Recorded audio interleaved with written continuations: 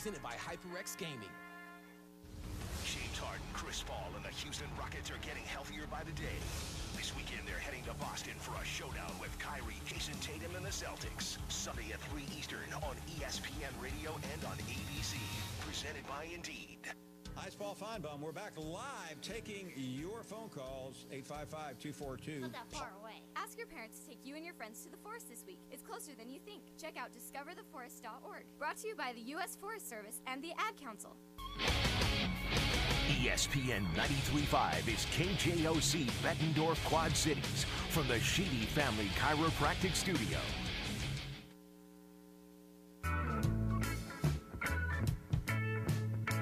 Ladies and gentlemen, boys and girls, Quad City sports fans of all ages, ESPN 93.5 and Town Square Media is proud to present to you the best Quad City sports talk radio show in the world.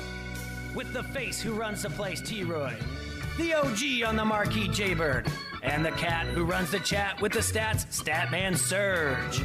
We are Don't Hassle Us, We're Local. We're not a Quad City Sports Talk radio show. We're not the Quad City Sports Talk radio show. We are your Quad City Sports Talk radio show. Welcome to the conversation, Quad Cities. But first, the Dawn.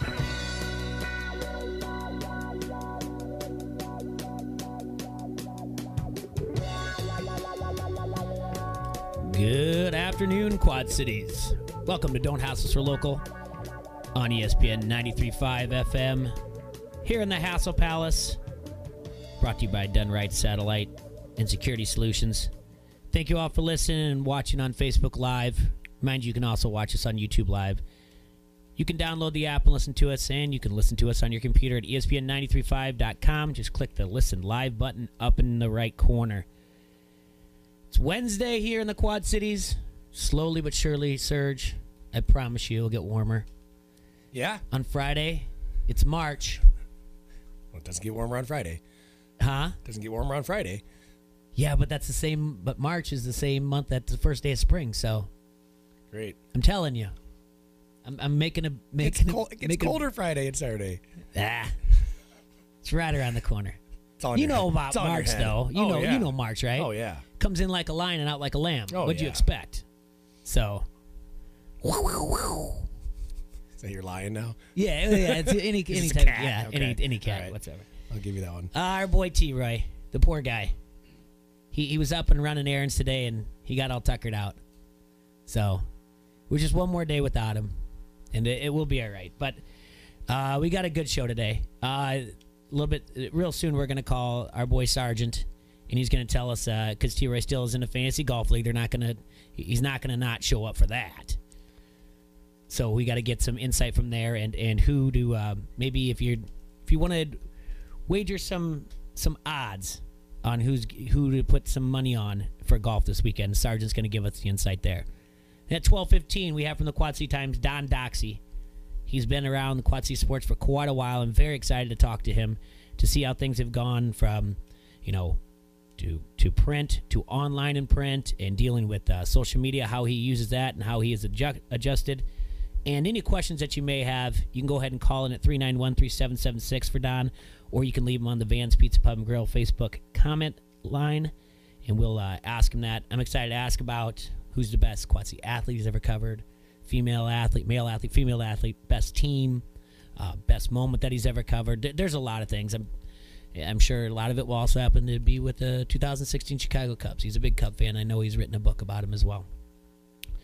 And then at 1:15, we have Tom Kakert on, and there's a lot to talk about there. Yeah. A lot to Can't unravel. wait for that one. There's a presser today at 3 o'clock in Iowa City. It will be with Gary Barta, and I think more than likely from what I've read, it's just about how they're going to address that. The Dolphins, maybe the Dolphins. Of Gary all Dolphin times to situation. hear what Gary Dolphin would have to say after a game like that, Yeah. that'd be a lot more interesting. Well, it's not going to be Dolphin at the presser. It's just Right. going to be Barta. And I doubt he's going to say anything about some of the words that Fran used after the loss to Ohio State last night in the hallway to a referee. That suspension more than likely is going to come down from the Big Ten. The unfortunate thing is, how quick is this going to come down from Big Ten? when is the suspension going to be? Because Saturday is senior night, or 4 o'clock, senior day, whatever you want to call it. Nicholas Bears Day. So that would be unfortunate if he has to miss that game, but more than likely he's going to miss a game. You really can't say that to the referee. You cheating MFer. Right. Yeah. So, what else? What else did he say after that? He said a lot. Oh, you're a effing disgrace, supposedly, but this caught wind right away. I mean, USA Today picked it up. SI by now last night. SI.com had it. ESPN had it on their front page today. CBSSports.com as well. So easily there's a story here, and unfortunately it happened. But him and his son both got technicals last night around the 4-minute mark in the second half. What did his son get teed up for? I think it was just first one. The first one was called on his son. I just don't. He was just disputing a call. Okay. And the referee didn't like it because the apple doesn't fall far from the tree, I guess. They were calling a lot of fouls on Iowa, by the way. But this Ohio State team, averaged 67 points a game all season long, and they had that with 10 minutes left in the game. Just a frustrating, and it's with all the stuff going on, it's not surprising that the loss came. I just think it was how big of a loss it was. So, in other news, Bettendorf lost to Dubuque Senior last night in Sub-State. North Scott won against Cedar Rapids Prairie. North Scott will be going on to state next weekend. The North Scott girls basketball team won as well. They'll be in the semifinals later on this week. And Davenport Central lost to Iowa City West in Muscatine last night as well. So North Scott will be representing Eastern Iowa for the boys' side. And congratulations to the North Scott girls team as well for winning. Let's see how Sarge is doing. Let's give him a call. He better be around. He says he's got a meeting today. That's why he couldn't come in the studio. He's listening already. Here we go.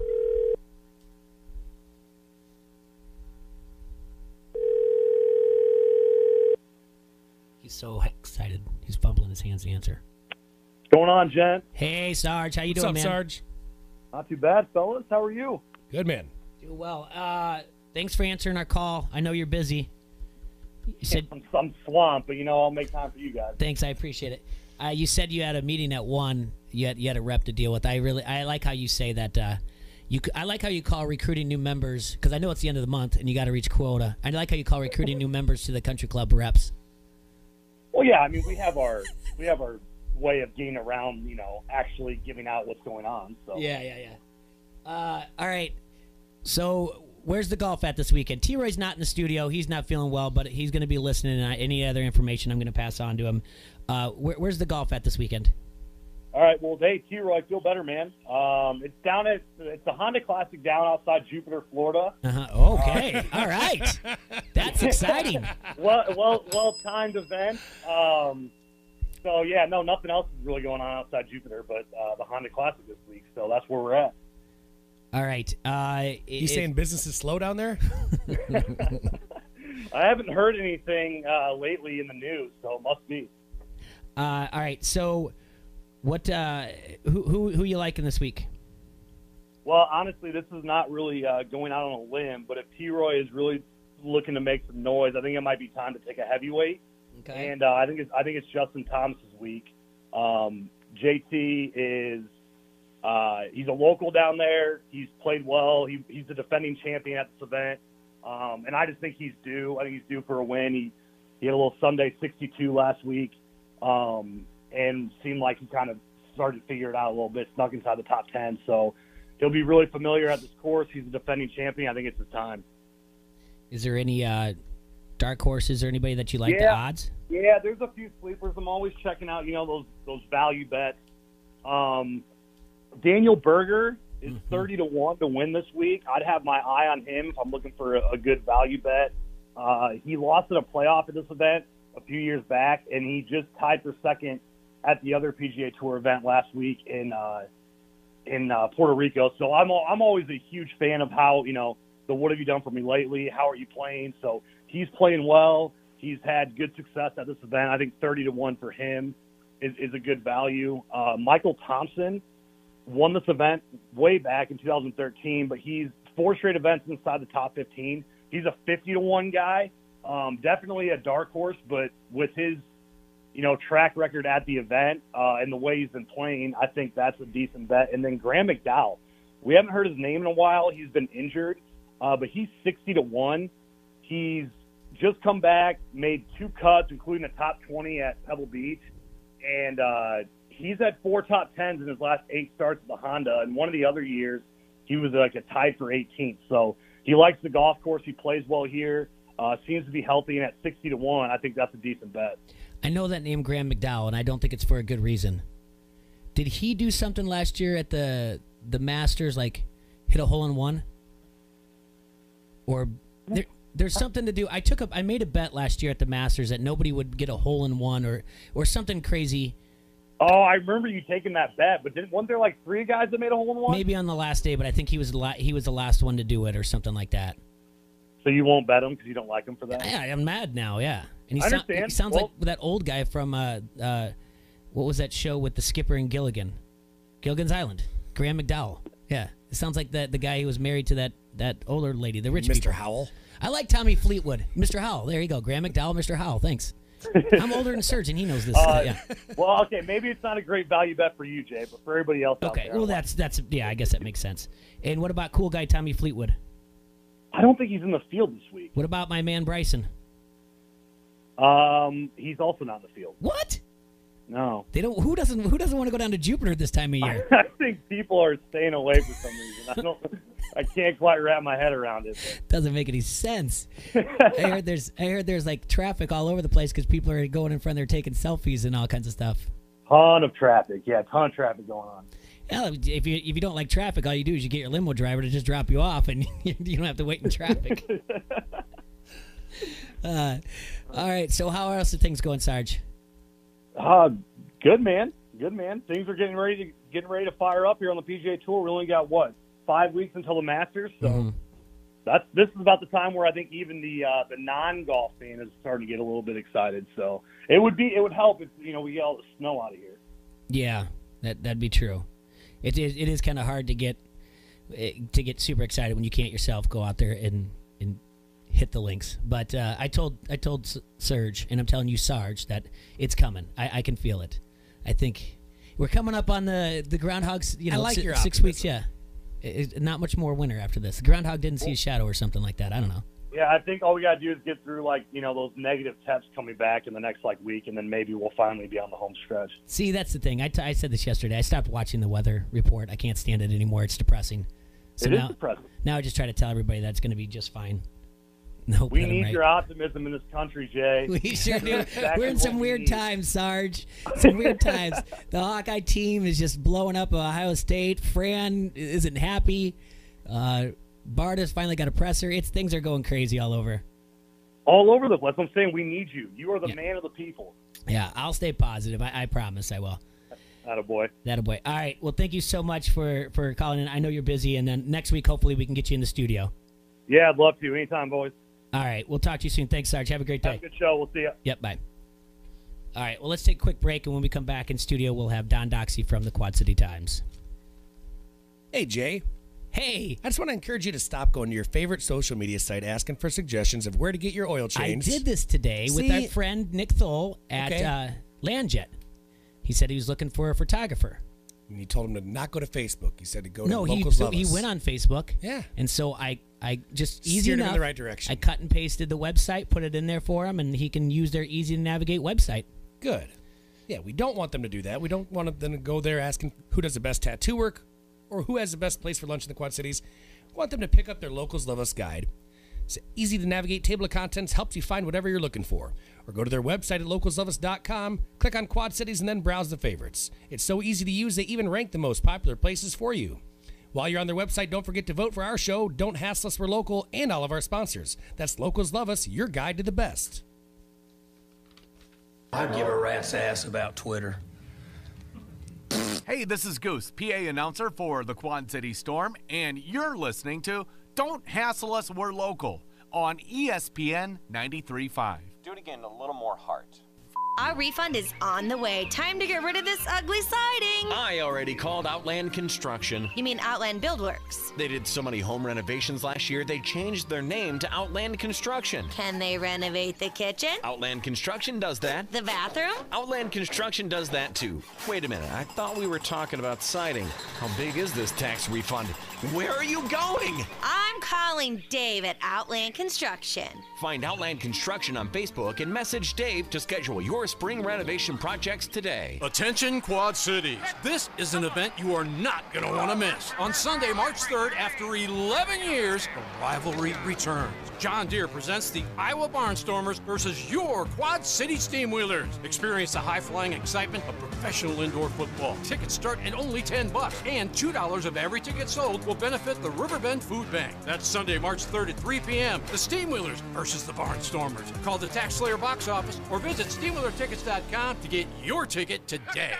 Hey, it's T-Roy from Don't Hassle Us, We're Local. We've got your chance to win tickets to see two-time Grammy-nominated blues rock guitarist Joe Bonamassa, Thursday, March 7th at the Adler Theater. You can win your pair every day while we talk sports on Don't Hassle Us, We're Local between noon and 2. You can also register to win a pair by entering on the ESPN 93.5 app. Don't miss the Guitar Rock Fan of the Year, Joe Bonamassa, at the Adler Theater Thursday, March 7th. Tickets now on sale through Ticketmaster or the Adler Theater box office. Listen to win from Don't Hassle Us, We're Local and ESPN 93.5. Now, back to Don't Hassle Us, We're Local on ESPN 93.5.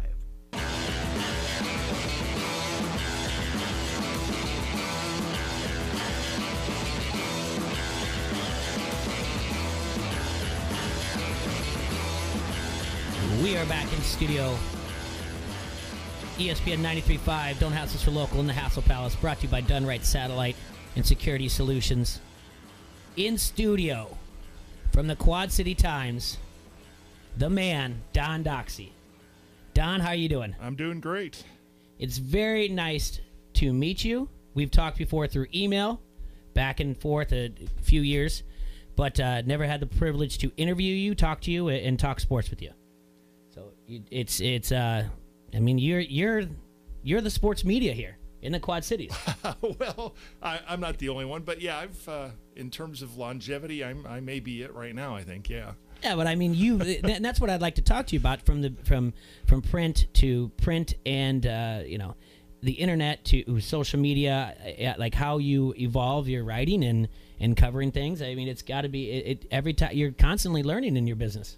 Oh, absolutely. Yeah, it's an ever-changing thing, and you got to change with the times. I mean, when I think back to when I started this, we didn't even have computers or anything else, let alone internet, social media, anything like that. So it's, there's been a lot of adjustments and different things to embrace, but it's been great. It really hasn't been that tough. It's just you learn something new every day, though.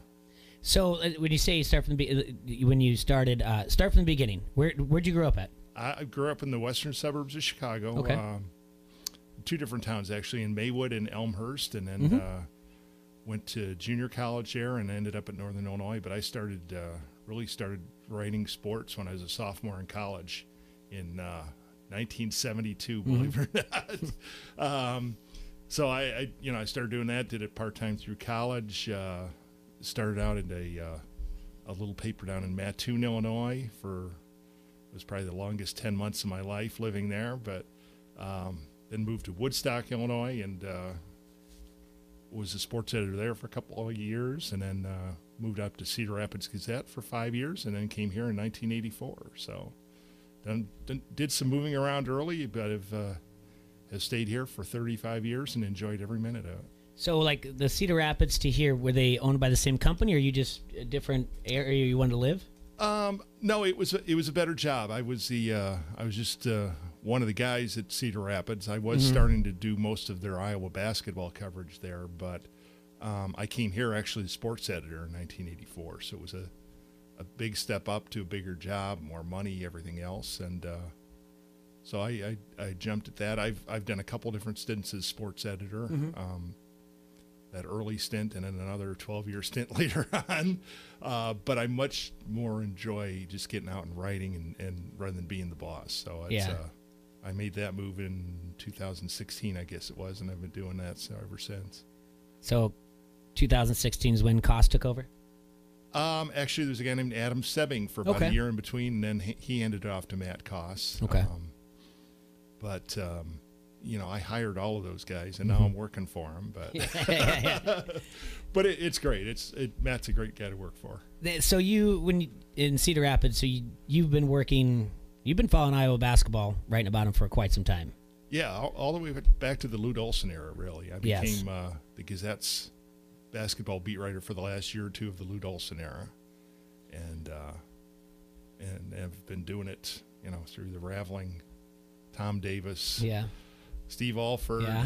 There's some years there where I wasn't the beat writer, but I was still involved as a columnist and everything. So I've seen a lot of it. You've seen a lot of it, and so who was your favorite coach to cover out of all of them? The nicest guy, without question, was Tom Davis. Yes, just a great guy, a very caring, warm person. He wasn't the most colorful guy. He didn't give you a lot of great quotes to use in stories. George Raveling was certainly better at that, but Tom Davis was just an easy guy to deal with and to cover. Your favorite Iowa basketball team you covered? Favorite team that I covered? Would it be the 86-87 team? Well, yeah, that team, and the 2 years that followed it, actually. Okay. All those years with B.J. Armstrong, Roy Marble, Eddie Horton, that bunch, they were together for that. They were actually sophomores in that 86-87 year. So, people forget they had 2 really good years after that. They didn't win quite as many games, but they're a really fun, exciting team to watch. I would definitely say those are really, they played an extremely exciting style of basketball. That was a fun era to cover the team. Now, when they went to the Final Four, did you get to go there? Well, they last went in 80. Oh, the Elite Eight. Sorry, they lost to UNLV in 87. Actually, I did not, okay. And I'm trying to remember the circumstances of why I wasn't there. I know I was going to go to the Final Four if they'd beaten UNLV and held on to the 16-point lead they had at halftime in the regional championship game. So I wasn't at that game, and I'm sorry, it's 30 years ago, so I don't remember. But I know I was going to go to the Final Four. Was in New Orleans that year, and I was all set to go to that. But but that was that, like I say, that was a really fun team to watch. So you gonna go to Hartford if they end up out there? That's up to my bosses, I guess. But I certainly hope so. I can put in a good word with Koss. No, I definitely think we're going to do that. Okay. I would, I've gone with this team almost everywhere. I wasn't there at Ohio State last night, but I've been to almost every game this season. I would hate to have us not follow them when they go in the NCAA tournament. So I'm sure we will. All right, well, let's just jump to last night. You've read all the stuff about Fran, what he may or may not said. Him and his son both got technicals. It's just a crazy time for Iowa right now. Not surprised by the loss after the Dolphin situation. What are you expecting you're going to hear today from Barta at the presser? Not a lot, because Gary just doesn't seem to say a lot. And I'm sure he's going to put this off. They're saying that the suspension comes from Learfield and the sports production company that oversees the broadcasts. So I'm not sure Barta really had a hand in that, and he certainly is not going to. I don't think he's going to take credit or blame for what they've done to Dolph. But so I don't think we're going to hear a lot. I think they're just going to try and calm the waters a little bit. They've got a lot of wealthy boosters that are pretty angry at him right now, and they just want to do something to calm things down. And I'm not sure what he'll say to do that. My understanding is I think that Dolph is going to be there too. I'm not sure about that, but probably not for comment, but just there and to also further calm the waters and do whatever he can to calm down the situation and alleviate people's fears. And they have said that he'll return for the start of spring football and will be reinstated. And you don't have an opinion on it, it's fine. Mark Morehouse in the Cedar Rapids Gazette wrote something yesterday, and he wrote something today, which was really nice as well, about his brother and his relationship with Dolphin growing up. It's a great piece, but yesterday was more of the unintentional racist comment because maybe by age or upbringing or whatever else calling him King Kong. You know, it's weird. We live in a weird world now where some people take offense to two things too lightly, but he wrote a nice piece that it's like, you know, we still have a lot of learning to do. And like a caller said, what I had said back is that he didn't go Howard Cosell on him. He called him King Kong, and some people look at it as a compliment, but the caller said just because you dip your toe in the water doesn't mean it's not wet. Yeah, and I think Mark is right. I mean, I'm familiar with what he wrote, and I mean, he's basically saying that the punishment exceeded the crime, I think. And, yeah, I mean, Dolph deserved to be slapped on the wrist and reprimanded and have this mistake pointed out to him and maybe be suspended for a game or two. To suspend him for the rest of the season, which is going to be at least 7, maybe 8, 10 games, pretty severe punishment to me. Yeah, for what he did. I thought his apology was quick and accurate too. Exactly. It was timely. It didn't wait too long. Came right out with it, and he said the correct things in it sounded like a very genuine way. I think so. I mean, this is the kind of thing that could happen to almost anybody. I mean, when you're live on the air and you're talking, I mean, things can slip. I wonder how much of it stems from the fact that he was suspended earlier in the season. That has to have something to it. I mean, for me, I mean, he criticized the player. It was the player, and then he came out and he apologized, and he had his moment with the player, but it was also a little bit of the recruitment, and that's the no that Fran doesn't want you to do, is to criticize him compared with Jeff Capel, what he did. Yeah, if they suspended me for every time I criticized a player in my post-game blogs, I'd never see another game. But but Dolph's in a different situation because he's not real media. He is considered sort of part of their family. And growing up where you did in the western suburbs, did you follow college sports a lot? No, not much at all. It very much was a pro sports thing. I mean, I followed the Cubs and the Bears and all the Chicago pro sports teams. I was just barely even aware of college sports. It wasn't really on my radar at all. So you came in this area, and then in Cedar Rapids. I mean, you're right up the road. Until then, you come to Cedar Rapids, and everything is Hawkeyes, and then it changed. And I've come to really love college sports. Yeah. It's what I do. It's what I love now. But as a kid growing up, I wasn't really very aware of all of it. Were you right away? I would assume now covering, you're a Hawkeye fan. But were you right away like drawn to the Hawkeyes, or at first you're like, I got to cover this? I'm not, I don't know if I'd classify myself as a Hawkeye fan. Oh, okay. Yeah. I mean, we in the real media, not what Dolph does. I mean, we got to kind of think of ourselves as very impartial and walk that line. So I don't know if I classify myself as a Hawkeye fan, but yeah, I mean, you certainly want the team you're covering to do well. Not us here, a bunch of homers here. Yeah, I know. But we're not. I mean, we're not like you guys. Like Kakert, the same thing. We talked to Kakert like right before Christmas, and we're like, "Man, aren't you just tired of getting like Hawkeye stuff?" And he's like, "I don't get it." And we're like, "What? How can you not?" And he said, "I can't wear that into the press room." Like right away, everybody would just be like, "Oh, I wonder who you're rooting for." And I was like, you know what? I never thought about it like that. Right away, everybody starts teasing them, and I guess don't want to say bullying them, because then all of a sudden we're going down a different road. There are places where that's widely accepted. If you go to cover an Indiana game, all the beat writers are wearing red. Yeah, and we look at them like, when I'm going to cover an Iowa Minnesota game, I got to make sure in the back of my head I'm not wearing black and gold, and I'm not wearing maroon either. Yeah. So I mean, it's but at some places, Indiana being one of them, it's very accepted, and it's not something I really understand, because I don't know how you can be viewed as an objective reporter if you're outwardly in support of the team you're covering, but it's the way it is in some places. There's so many questions I have for you, and I'm trying in my head to direct them certain ways. I'd like to talk about high school sports a little bit. Sure. We're getting to that time where the Quad City Times Salute to Sports is coming. Mm-hmm. How did that come about?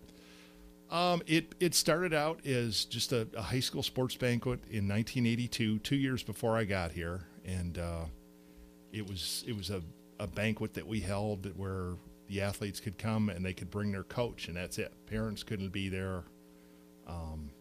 Just the athletes and their coaches, and we brought in 100 or a couple of hundred of them. And when I became sports editor in 1984, that really bothered me that parents couldn't be there. So we looked for ways to kind of expand it. And in 1987, we started the Quad City Sports Hall of Fame, and we incorporated that with that high school sports banquet and made it into what we now know as Salute to Sports, and threw it open to anybody, parents. You know, some kid could bring 40 family members if he wanted to be there and be supportive of him. So that's what we did, and it's been that way pretty much since 1987. And it's you know, obviously since I was so much in the ground floor of developing it and everything, especially the Hall of Fame, it's something very near and dear to my heart. But I think it's been a great thing for the community. Absolutely, and I remember growing up that it was a big deal. It was at the Adler then. Now it's at the PAC, I believe, at Bettendorf or Davenport North. I can't remember which one. It's been at Bettendorf the last 5 years or so. Yeah. And you had keynote speakers. Like I saw Mary Lou Retton. I saw Mike Singletary, Mike Ditka. Is that right or no? Yeah, I believe so. Was Bradshaw there one year? Terry Bradshaw was there. That very first one in 1987. We got really lucky. We went looking for a speaker in late December, and we got Bobby Knight. For a really low amount of money compared to what all those other people cost us. And then, of course, Knight goes out and wins the national championship that year. Yeah. And a month after he wins the national championship, he comes here, and that was a huge – I mean, we had an overflow crowd at the Adler, well over 2,000 people there. It was just a great thing. So, and then, we went from Bobby Knight to Willie Mays, Julius Irving, Terry Bradshaw, Johnny Bench, as you mentioned, Ditka, Singletary, Mary Lou Retton, Jackie Joyner-Kersey, just some, huge superstar kind of people. And then the budget kind of gets slashed down. I never really thought about we don't even have a keynote speaker anymore. Yeah, I never really thought about how much they're charging you. I would just think they're doing it out of the goodness of their heart, but that makes sense now.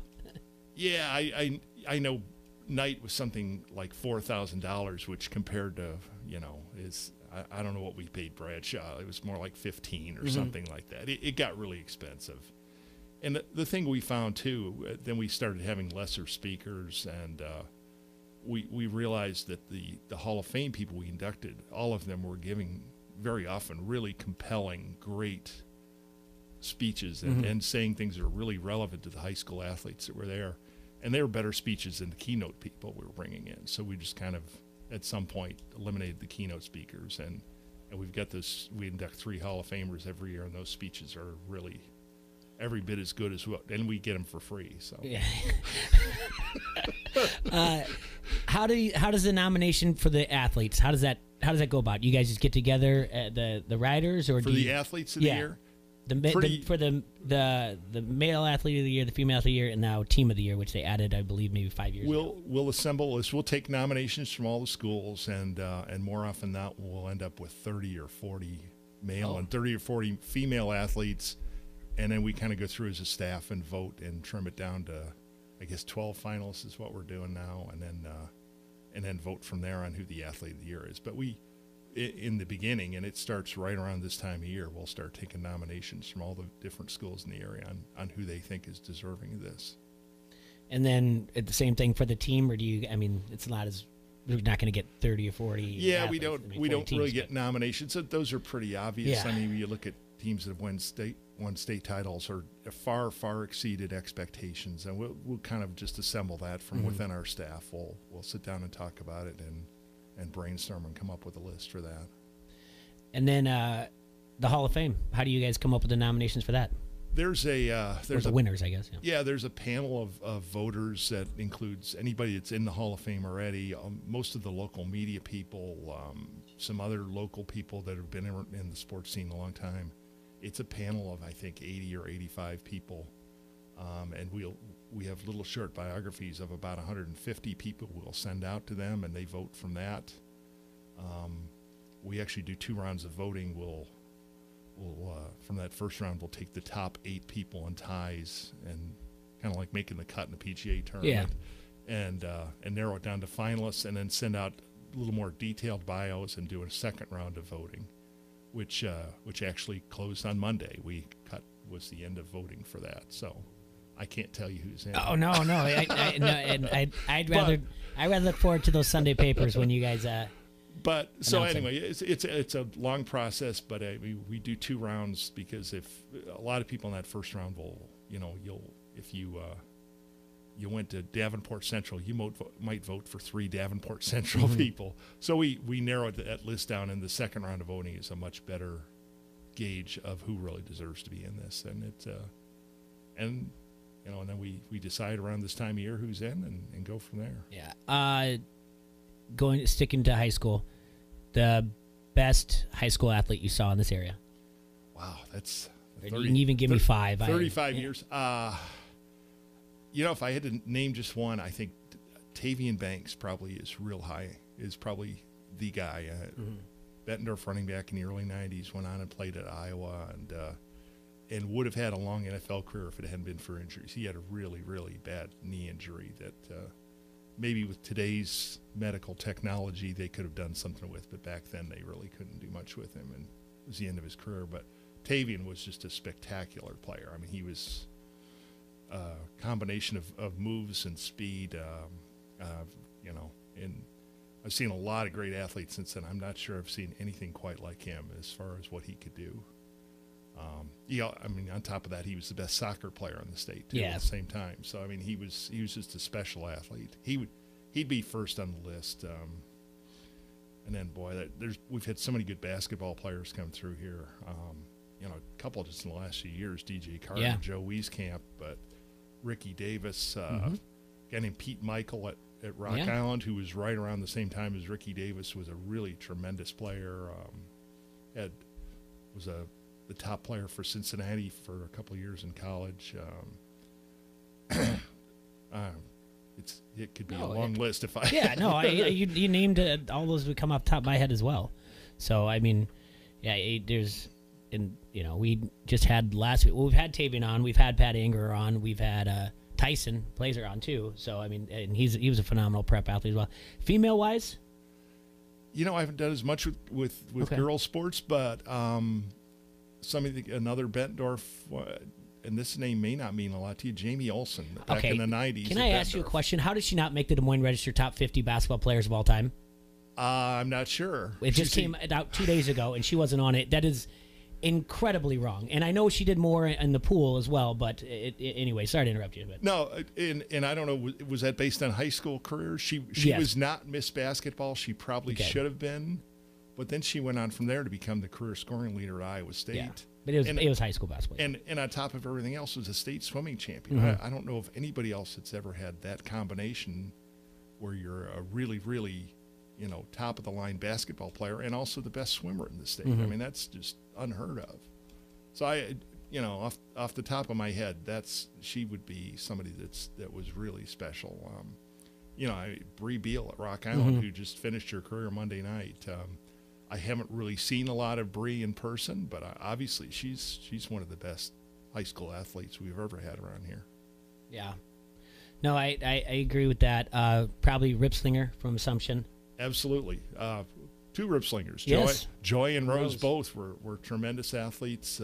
Both won our Athlete of the Year award. Both, I'd be hard-pressed to say which one was Joy. Joy was probably better in track and Rose in soccer, but they were both really, really good athletes. All right, Don, we're going to take a quick break. We'll come back and talk to you some more in just a few minutes, okay? All right. Tonight at 8 o'clock at Van's Pizza Pub and Grill is Bar Wars Trivia, hosted by a fan of the show, Nick Toffanelli. Bar Wars Trivia is free to play, and you can win house cash and impress your friends with how smart you are. Enjoy $3 burger baskets from 6 to 11, and Wednesday is Cup Night. $5 for your first cup and $3 for your refill. You can get any of Van's food items to go as well. Go to www.vanspizza.net to check out their menu. Or you can call Good to Go Quad Cities at 322-2220 to order any of their food items to go, or go to goodtogoqc.com. To grab these specials and more, go to 3333 North Harrison Street, or check out the downtown Davenport location at 217 Brady.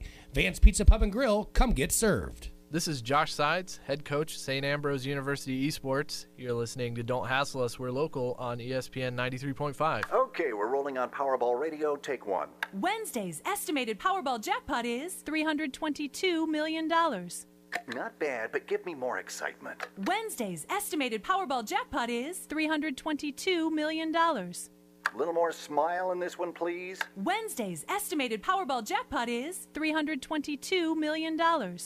Perfect. Now say, the jackpot is always huge, so play today.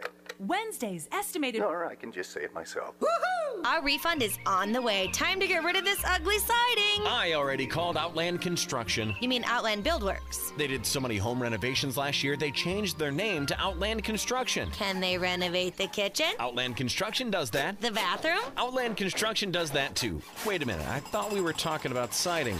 How big is this tax refund? Where are you going? I'm calling Dave at Outland Construction. Find Outland Construction on Facebook and message Dave to schedule your spring renovation projects today. In a world where dreams are built from the ground up, Tailored Living makes room for your vision. Imagine his and her walk-in closets in the master bedroom. Oh, my dream come true. I could just kiss you. Mwah! Sweet. Your home, your dream. Tailored Living Custom Closet or Organization System will take you from clutter and chaos to control. Hi, I'm Amy. Schedule your free in-home consultation at tailoredliving.com, and together you and I will build the closet of your dreams. ESPN 93.5 wants you to be an insider. Access great contests and giveaways and be in the know at ESPN935.com. Brought to you by Necker's Jewelers, where the Quad Cities gets engaged, and ESPN Quad Cities. From local to global, ESPN 93.5 has you covered with your Quad Cities sports talk show. It's Don't Hassle Us, We're Local. Talk sports with your favorite foursome, T-Roy, J-Bird, Surge, and you. Weekdays from noon to 2 on ESPN 93.5. Grammy-nominated Joe Bonamassa, hailed as one of the greatest guitar players. Blues rock titan Joe Bonamassa live in concert on Thursday, March 7th at the Adler Theater. Get tickets at the box office or online at Ticketmaster.com. Joe Bonamassa. Don't miss your chance to experience the guitar event of the year. Dynamic Power Racing Technology is a one-stop shop for all your street and racing needs. Better handling routine maintenance or more power, Dynamic Power offers a complete in-house machine shop with computerized balancing, dyno testing, and cylinder head repair. From full engine rebuilds to brand-name parts, at Dynamic Power, we work with you to give you the best build for your budget. Track-tested, customer-approved. Dynamic Power in Moline. Call 762-2323. That's 762-2323. Now, back to Don't Hassle Us, We're Local on ESPN 93.5.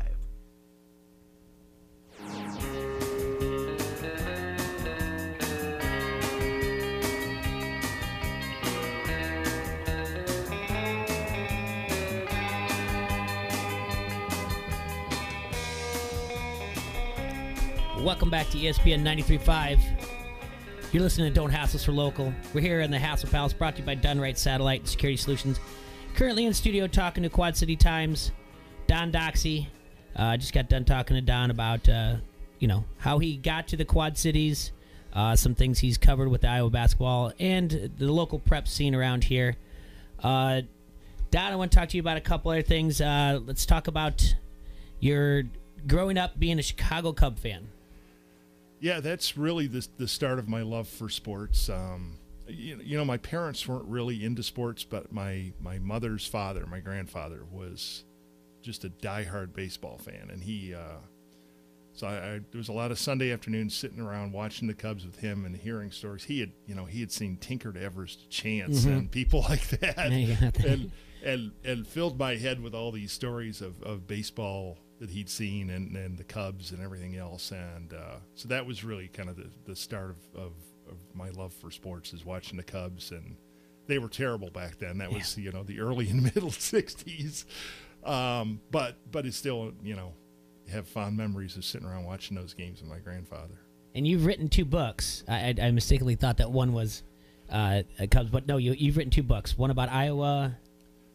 One of them is Iowa Baseball Greats. It's a book about, it's actually profiles of the 16 best Major League Baseball players ever from Iowa. And then the other one is a biography of Iron Man Joe McGinnity, who was a Hall of Fame baseball pitcher who was born for 100 years. People thought he was born in Rock Island, and as I began researching him, I found he was actually born out near Geneseo, somewhere in Henry County. But anyway, he's from this area, and so those are the two books I've written. Someday I've got about 10 others on the back burner that I have to go finish. But yeah, both related to baseball history, and I'm a member of the Society for American Baseball Research and everything. So I really have gotten into baseball history. Ah, that's awesome. That's so cool. The Cubs, 2016. Were you up there? I was there for the games in Chicago. I didn't I didn't go to Cleveland for the finale, but I was at all of the games in Chicago in the playoffs that year. And to cover it, or just as a fan? No, to cover it. Really? Yes. I mean, So right away you're like, we got to get in here. You know, you get on the horn and get your media passes. Yeah, I mean, for years we routinely, if the Cubs or the White Sox ever got into the World Series, which almost never happened, and even with the Cardinals in the playoffs, we'd try to go to the games. And so yeah, I mean, you know, when they had the big year in 2016, we had to be there. I mean, that was we couldn't pass that up, because you had a feeling that could be a really special season and they could go really far, and they did, obviously. How do you feel about them this year? I would have liked to have seen them do a little more in the offseason. And I think there are moves coming. I think they're going to take a wait-and-see approach and see how things go in the first month or so of the season. And if they need to find another starting pitcher or address the bullpen in some way, I think they'll do it. But I think, if they stay healthy, if they can get Yu Darvish to be what he's been in the past for other teams, I like their chances. They... I got to ask all Cub fans this. Do you want him to reach out and sign Bryce Harper? It would be great, but if you sign Bryce Harper, you got to do something else. You can only have so many outfielders. Yeah, that's true. You might as well see if you can move Schwarber or Happ or Hayward. I don't think anybody wants Hayward, but not that contract. But you got to. If you want to sign Bryce Harper, that would be tremendous. He'd be a great player, but you got to make room for him somehow. Yeah, I think now it's just too late. It was fun to speculate for a while, but I don't. Yeah, like you said, it's going to be too hard to move players now. Yeah, I mean, it sounds like unless he goes for a short-term contract with the Dodgers, it sounds like the Phillies are going to get him, but for a lot of money. But I don't. Well, and like the thing that we've kind of been talking about is like our running joke was always anybody that ever comes available. No, the Cubs should go get him. You know, and their fans do that to themselves. But with the Harper stuff in Philly, like Machado finally made his deal. Harper's got to do something soon. Yeah, I mean the fans are going to turn on him. He's got to get his team ready too. Yeah, I mean, as good as he is, he's going to need a couple of weeks of spring training to get ready for the season. Baseball has started. Yes, yeah. Yeah, their teams have played about almost a full week of spring training games here. He's got to, whoever he's going to sign with, he needs to get in there and do it. And then Philly's not an easy fan base to win over once you go to the other side either. No, it's a very fickle group of fans. That probably the most fickle group of fans in the country. I would say the most, absolutely. Yeah. Yeah. So I mean, they're gonna love you or hate you, but. I would have liked to have seen the Cubs make some smaller moves. DJ LeMahieu was out there, I think the Cubs need some kind of guy who makes contact and is kind of a table setter kind of guy. Rather than waiting on Addison Russell, I thought DJ LeMahieu would have been a great fit at second base. Instead, the Yankees signed him, and from what my Yankee friends tell me, he's not even going to play for them. He's going to be a sub. So I would have liked to have seen him go and get some lesser guys like that to fit in, and maybe would have helped him. But so is the 2016 World Series your favorite thing you ever covered, or? Yeah, it's got to be up there. Yeah. Any big interviews around that time? Big interviews? Yeah. As far as either players or fans or anything with the Cubs and the World Series? Well, not really. The thing that when you go to the World Series, you're never get a one-on-one interview with anybody. Right. You're always one of 50 or something, and so nothing like that. But just being there in the ballpark and being in that atmosphere was just tremendous. I mean, it's when you've grown up and have been going to Wrigley Field for 50-some years. You were inside at all the games? Absolutely. Wow, yes. that's awesome. Way up in the left field corner. That's where they put the media. Doesn't matter. But I was inside the place. Yeah. Any time that you covered someone or that you could feel the more of the fan in you than the sports writer, that you're like, I can't believe I'm talking to this person? Oh yeah, there's been a lot of moments like that. I mean, I going all the way back to I mentioned I was in Woodstock, Illinois, back in the 70s, and Walter Payton came out and made an appearance at a local car dealership. And, there was like 2 newspapers there, and the other guy didn't seem all that interested. I had Walter Payton one-on-one for about 10 minutes. That's awesome. And, that would have been fairly early in his career. He would have been like a second or third-year player, but it was already apparent that he was, going to be an all-time great and everything. And so, yeah, there were things like that. When I was in Cedar Rapids in 1983, they sent me to cover the World Series because Mike Boddicker, who was from the Cedar Rapids area, was the top pitcher for the Baltimore Orioles. So they sent me to Baltimore to cover Game 1 or Game 2 of the World. I guess both of those, Game 1 and Game 2 of the World Series, and they played the Philadelphia Phillies. And after the game, Pete Rose is sitting there, and all these other writers were intimidated, didn't want to go talk to Pete Rose. I sat down opposite Pete Rose on this bench and talked to him for a couple of minutes. And he had this plate of food in front of him. They have a buffet for the players after the game, and he had a big pile of roast beef and and some red Jell-O. And the Jell-O's all melting, and he's eating this roast beef, and the Jell-O is flying all over the place, and some of it spatters on my notepad as I'm talking to him. And it's like, I don't know what I did with that notepad. I should have saved it. The Jell-O that Pete Rose spit on my notepad. Keeping with baseball, your favorite Cub of all time. Matt Shelton is listening all the way from Cedar Falls, asked on the Vans Pizza Pub and Grill Facebook comment line who your favorite Cub of all time is. Oh, boy. I named my son after Ryan Sandberg. There you go. Somehow I've always gravitated towards second baseman. My boyhood idol was a guy named Glenn Beckert, who most people won't remember from the 60s Cubs, was a guy who was impossible to strike out. He led the major leagues. Now it's a big deal if a guy strikes out once every 10 at-bats. Glenn Beckert, for his career, struck out once every 30 at-bats. And I don't know why, but he was my boyhood idol. But, yeah, I was a big Sandberg fan. Yeah. And how do you have a son named Ryan? And is it R-Y-N-E? Yes, it is. Awesome. Yeah. Okay. Do you think that the MLB, what they're kind of proposing now, DH or no DH? I've come full circle on this for years. Bobby Metcalf and I argue about this all the time. He's usually in your seat right now. Yes, and I don't know if you've ever asked Bobby. He is adamant that there should never be a DH, and for about 30 or 40 years I was right with him. To me now, it's silly that the leagues have different rules. You got to go one way or the other. And I've come around to thinking, go ahead and have the DH in the National League. That's like the last 5 years I've gone in that direction. I used to be like Bobby. But. Yeah, and a lot of fans, from what I've noticed over the years, is your National League fans, like your Cub fans and your Cardinal fans, are anti-DH. And a lot of your American League fans, I'm American, I'm White Sox fan. Your American League fans are more fans of the DH, so they kind of stick and defend their leagues.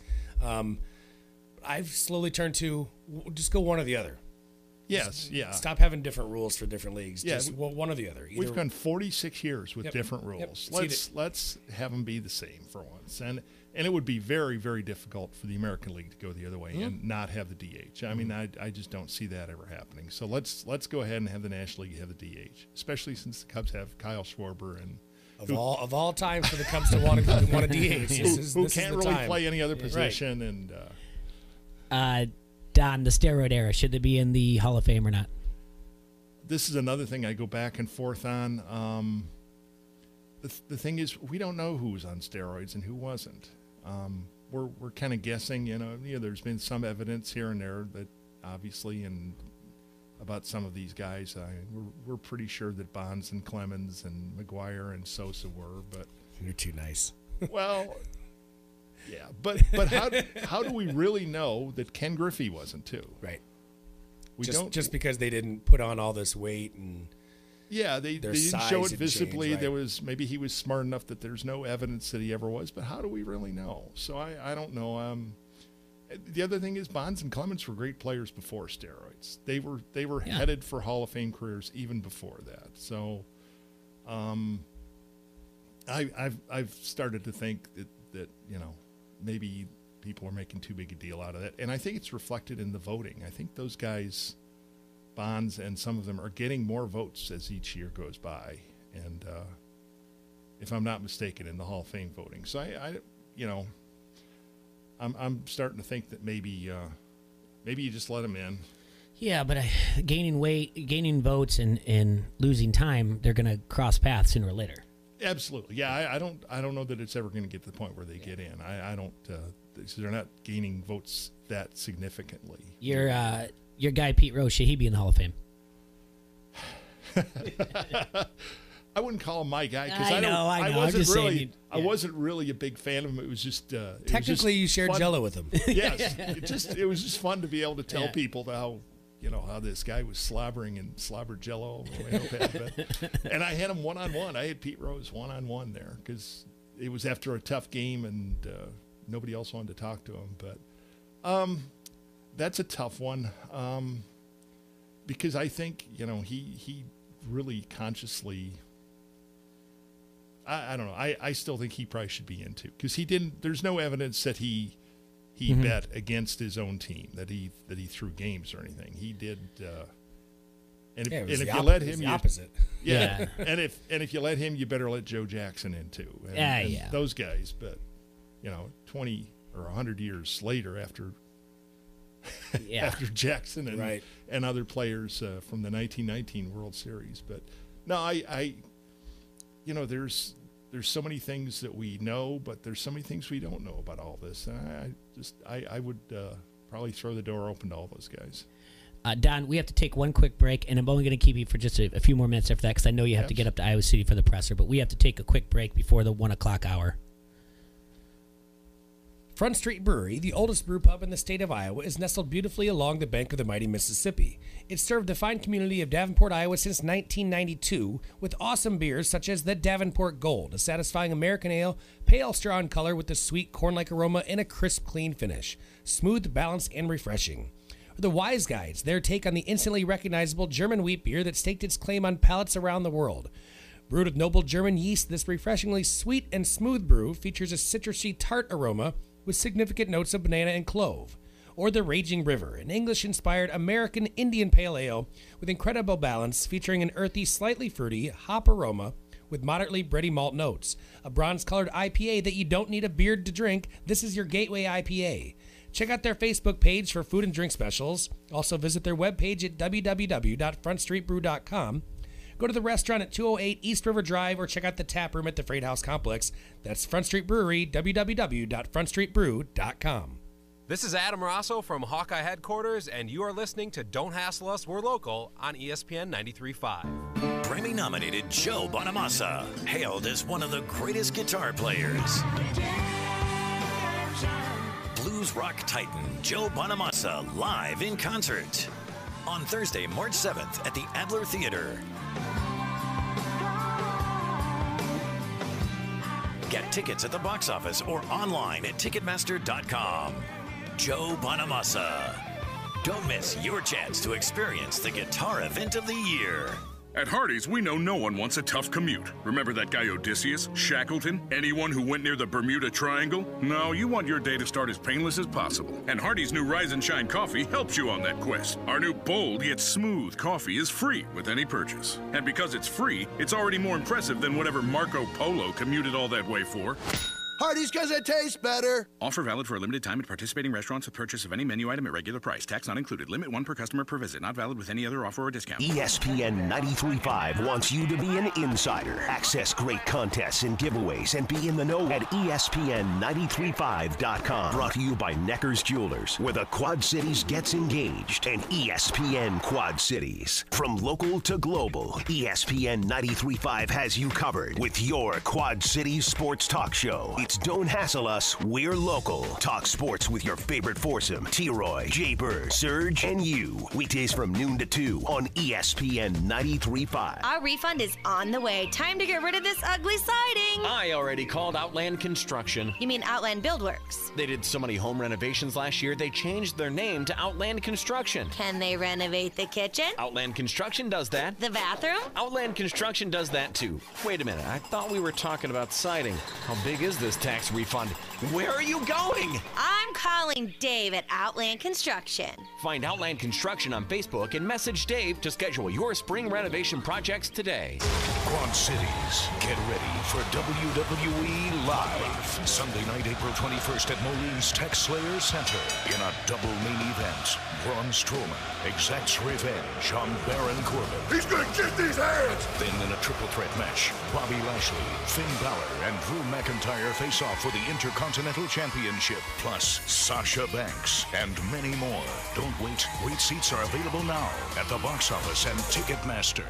The road to the NCAA Division III Final Four begins at the Carver Center. The Augustana men's basketball team hosts NCAA first and second round action this Friday and Saturday. Friday at 5, it's Capital against UW Platteville. The Vikings then host Aurora at 7 o'clock. The winners play Saturday night at 7. Show your support for the Vikings. Tickets for Friday on sale at 3:30 and 5:30 on Saturday. For more game information, visit augustana.edu. Augustana College, a family-friendly front row seat to big-time small college sports. Hey, this Dynamic is power racing technology. ESPN 93.5 is KJOC Bettendorf Quad Cities from the Sheedy Family Chiropractic Studio.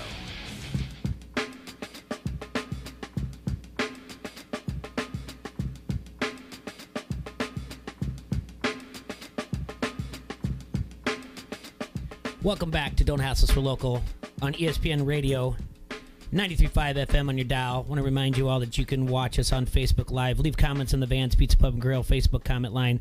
We're on YouTube as well, on your app, on your smartphone. Just go to ESPN 93.5 KJOC, and you can listen to us on your computer as well, ESPN935.com. Just click Listen Live up in the upper right-hand corner.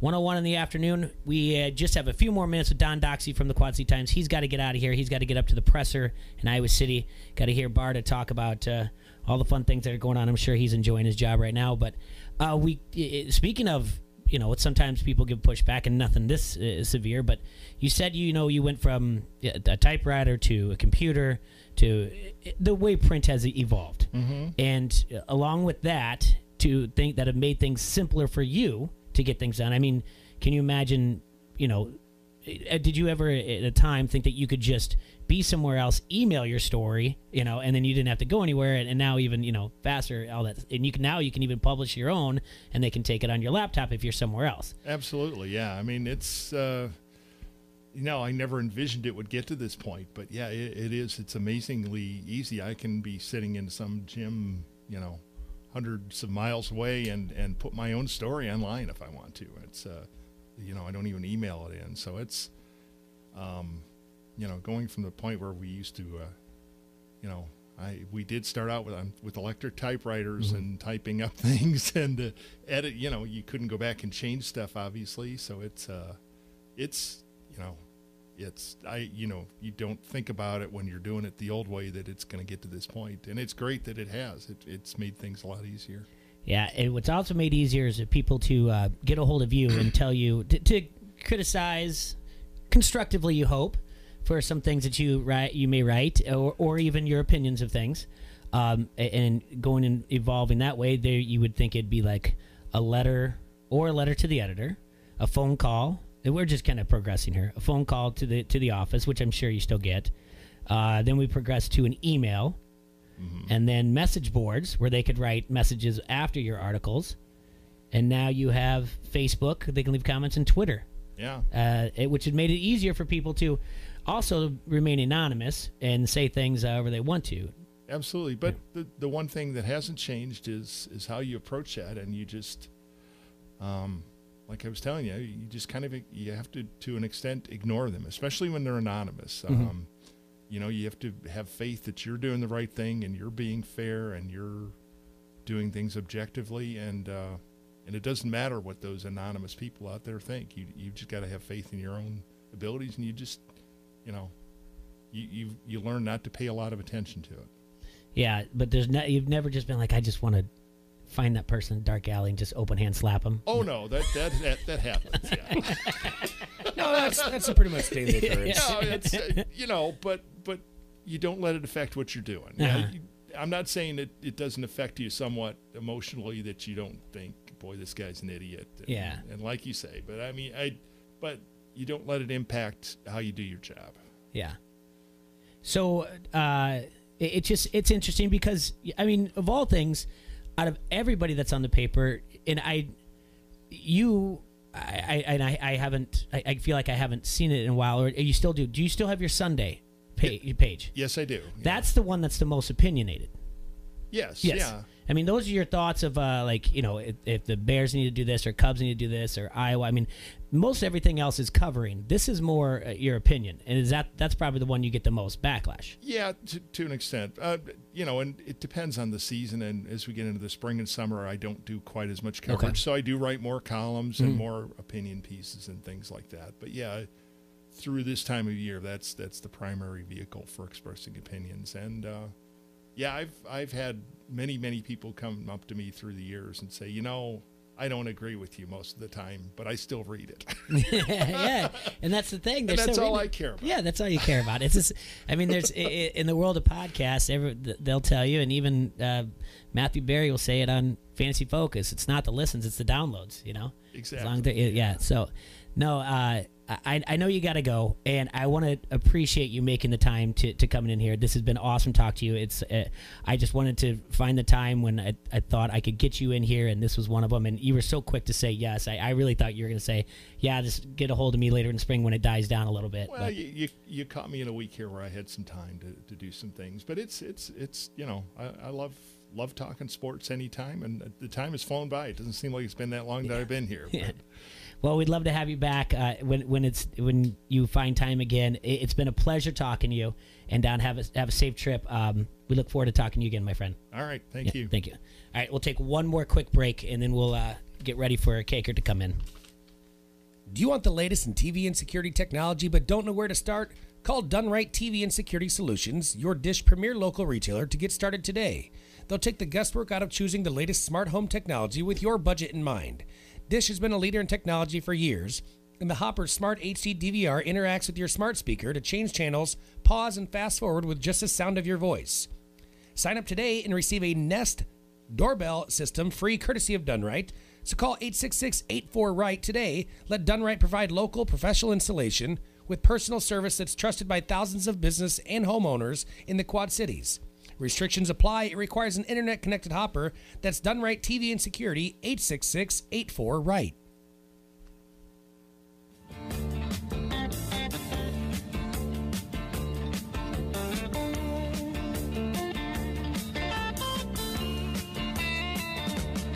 You get a shiver in the dark. It's raining in the park. But meantime, some of the This is Randall, the QC hot dog guy. You're listening to Don't Hassle Us, We're Local on ESPN 93.5.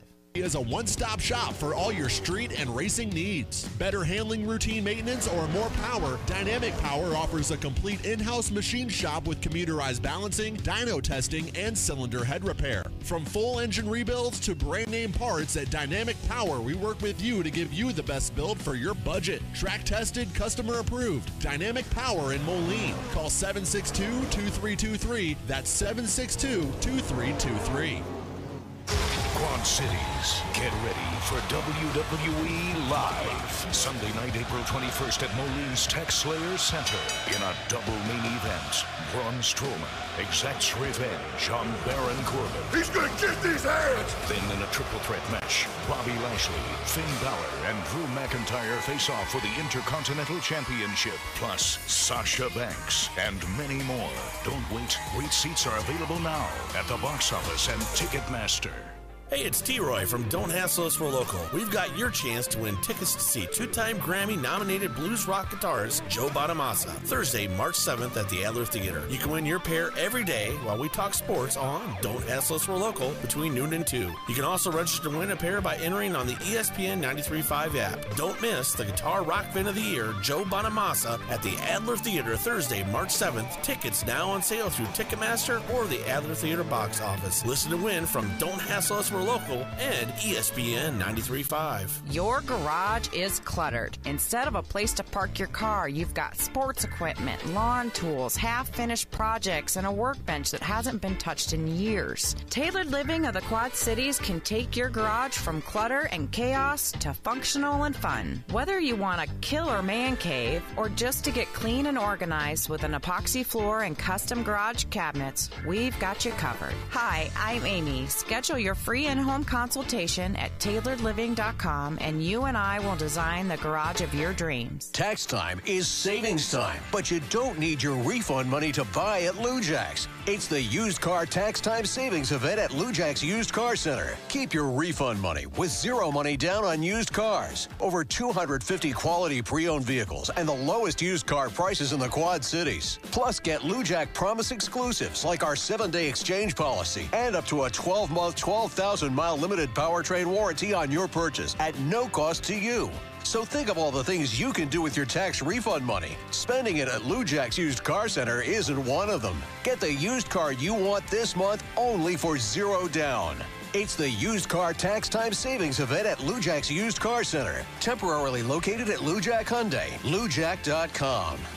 Number 1CU8D20, 2010 Dodge Charger SXT. Selling price $69.91. $116 per month for 66 months at 5.99% APR financing. Zero due at signing, plus tax, title, license, and $180 doc fee. Subject to prior sale. With approved credit. Ends 2/28/19. Visit LouJackUsedCars.com for more details. Okay, we're rolling on Powerball Radio. Take one. Wednesday's estimated Powerball jackpot is $322 million. Not bad, but give me more excitement. Wednesday's estimated Powerball jackpot is $322 million.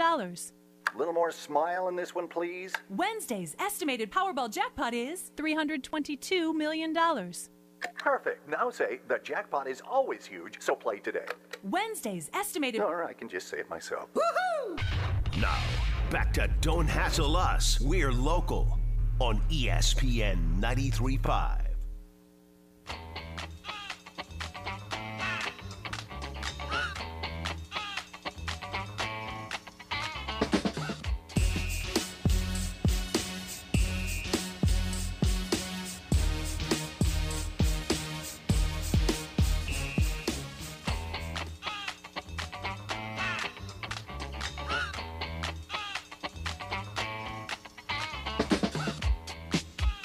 Welcome back to the Hassle Palace, brought to you by Dunright Satellite and Security Solutions.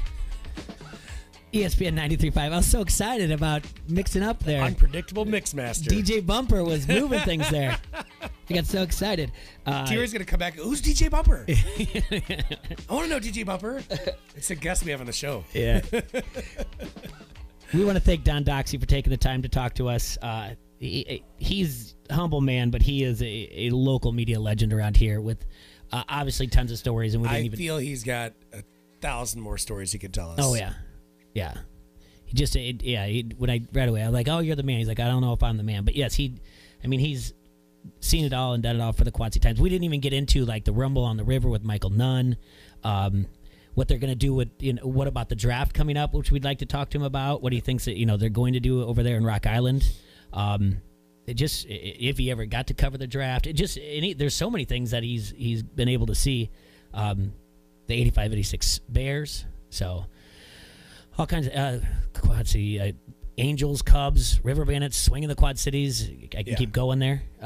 So there's so many things to talk to him about. And it's if you like local sports, which I do, and that's what this show's mainly about, that's someone that you want to listen to and talk to quite a bit. Tom Kaker will be in here soon to talk a little bit about the Iowa Hawkeye basketball team. So, Serge, you didn't hit your hassle streak bet, so we're going to put that on Tom when he comes back. Dukies lost. Without Zion, they lost on the road. To a good Virginia Tech team, though. Yeah, I mean, they were, top 20? They were 20th, right? Oh, yeah. And then they stormed the court, so. Yeah, I don't really get why they stormed the court. If they beat him with Zion, maybe. Knock off number 3 Duke. But storm the court, yeah. So that's the last 3 games where Virginia Tech has faced a Duke squad that was ranked 5th or higher in the AP poll. Virginia Tech has emerged victorious.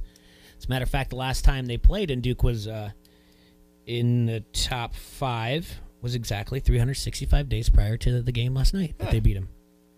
So I was reading earlier today that Duke is no longer projected to be a number 1 seed. That's outrageous. You think? That's outrageous. Well, I mean, there's projections. If they go ahead and they go win the ACC, then, I mean... Right. They'll get it, Win the ACC, Zion comes back for the tournament. Okay. They're 1. If they win the ACC, you want to 1. not put them at a 1 seed? Cool. Don't put them at a 1 seed. It's not going to be easy, though. It doesn't matter. Yeah, but the thing is, it's not going to be easy. You still have Virginia, and you have, UNC. So we'll see. But as of right now, all the projections they don't have them as a 1, and so when it's fine. It's fine.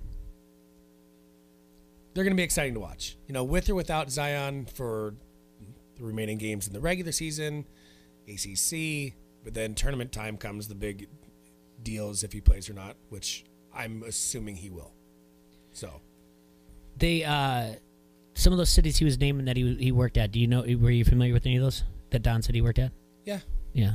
Because I mean, obviously, the western suburbs, but the smaller ones, Woodstock, Illinois. Yep. I don't know where that is.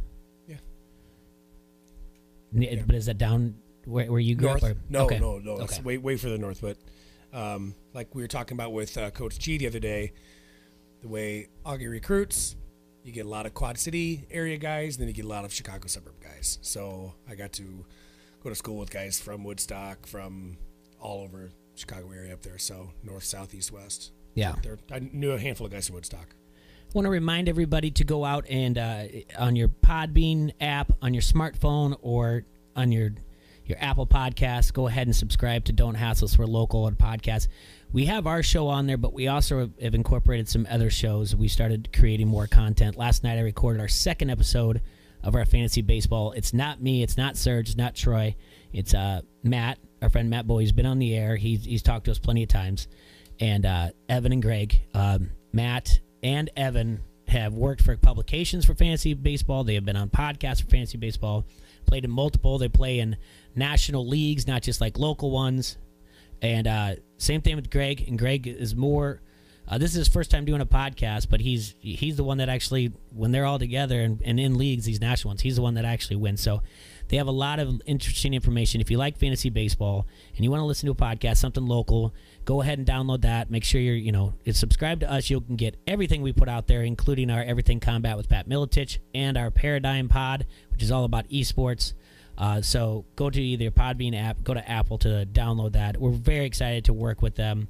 And if you ever have any questions for the guys at the Fantasy Baseball, you can always send them to us at QC Hassle, and they'll address it every Tuesday night. We knock that out usually and get that up and running to the show, to the Podbean and Apple Podcast Wednesday morning. So I know it's not a weekly thing, and that's something else we may get to when we start addressing DFS, which is something we cannot do. I mean, we can do it here, but not something we can do in Iowa until they pass a gambling law, and then we can have DFS daily. So then that might change what they do for a podcast. But until then, they're just doing the preview for your fantasy baseball. They just did the first week. They did just basic fantasy baseball, their background, different leagues that you can do, and then last night they did starting pitchers. So it's interesting. It's about 45 minutes, and if you like podcasts, it's pretty in depth with a little bit of intellect. You'll like it, I guarantee you. Just walking in the studio is our man from Hawkeye Report, Tom Kakert. Tom, how you doing? I'm here. You're here. I'm here. All It's right. been an interesting week. Fridays? That's not even a week. 5 days? I guess it's a nightmare. Is it really? It's been disaster. Yeah. When did you? Okay, let's start from the very beginning. So the game is on Tuesday night. Yep. When did you hear any type of like rumblings that Dolphin called Fernando King Kong that maybe they might be in a little bit of hot water? Friday morning. So right from Friday morning, they announced it Friday afternoon, roughly about somewhere around I'd say 1:45 to 30ish, right around. Yeah, it was the middle of the 2:15, afternoon, yeah. but yeah, we got kind of wind that something was going on and that Dolph's future was in jeopardy, and sure enough, and since then it's just been things you can't say on air, but usually they put this word and then show after it. So yeah, all right. So, but in what sense though? Just it's because just of been poorly the managed. public? Okay. It's been poorly managed. It shouldn't have got. I'll just say this: if you were going to suspend him and you had a game that night, you should make the athletic director should be available to speak that night. Okay. He's in the arena. He should have addressed it.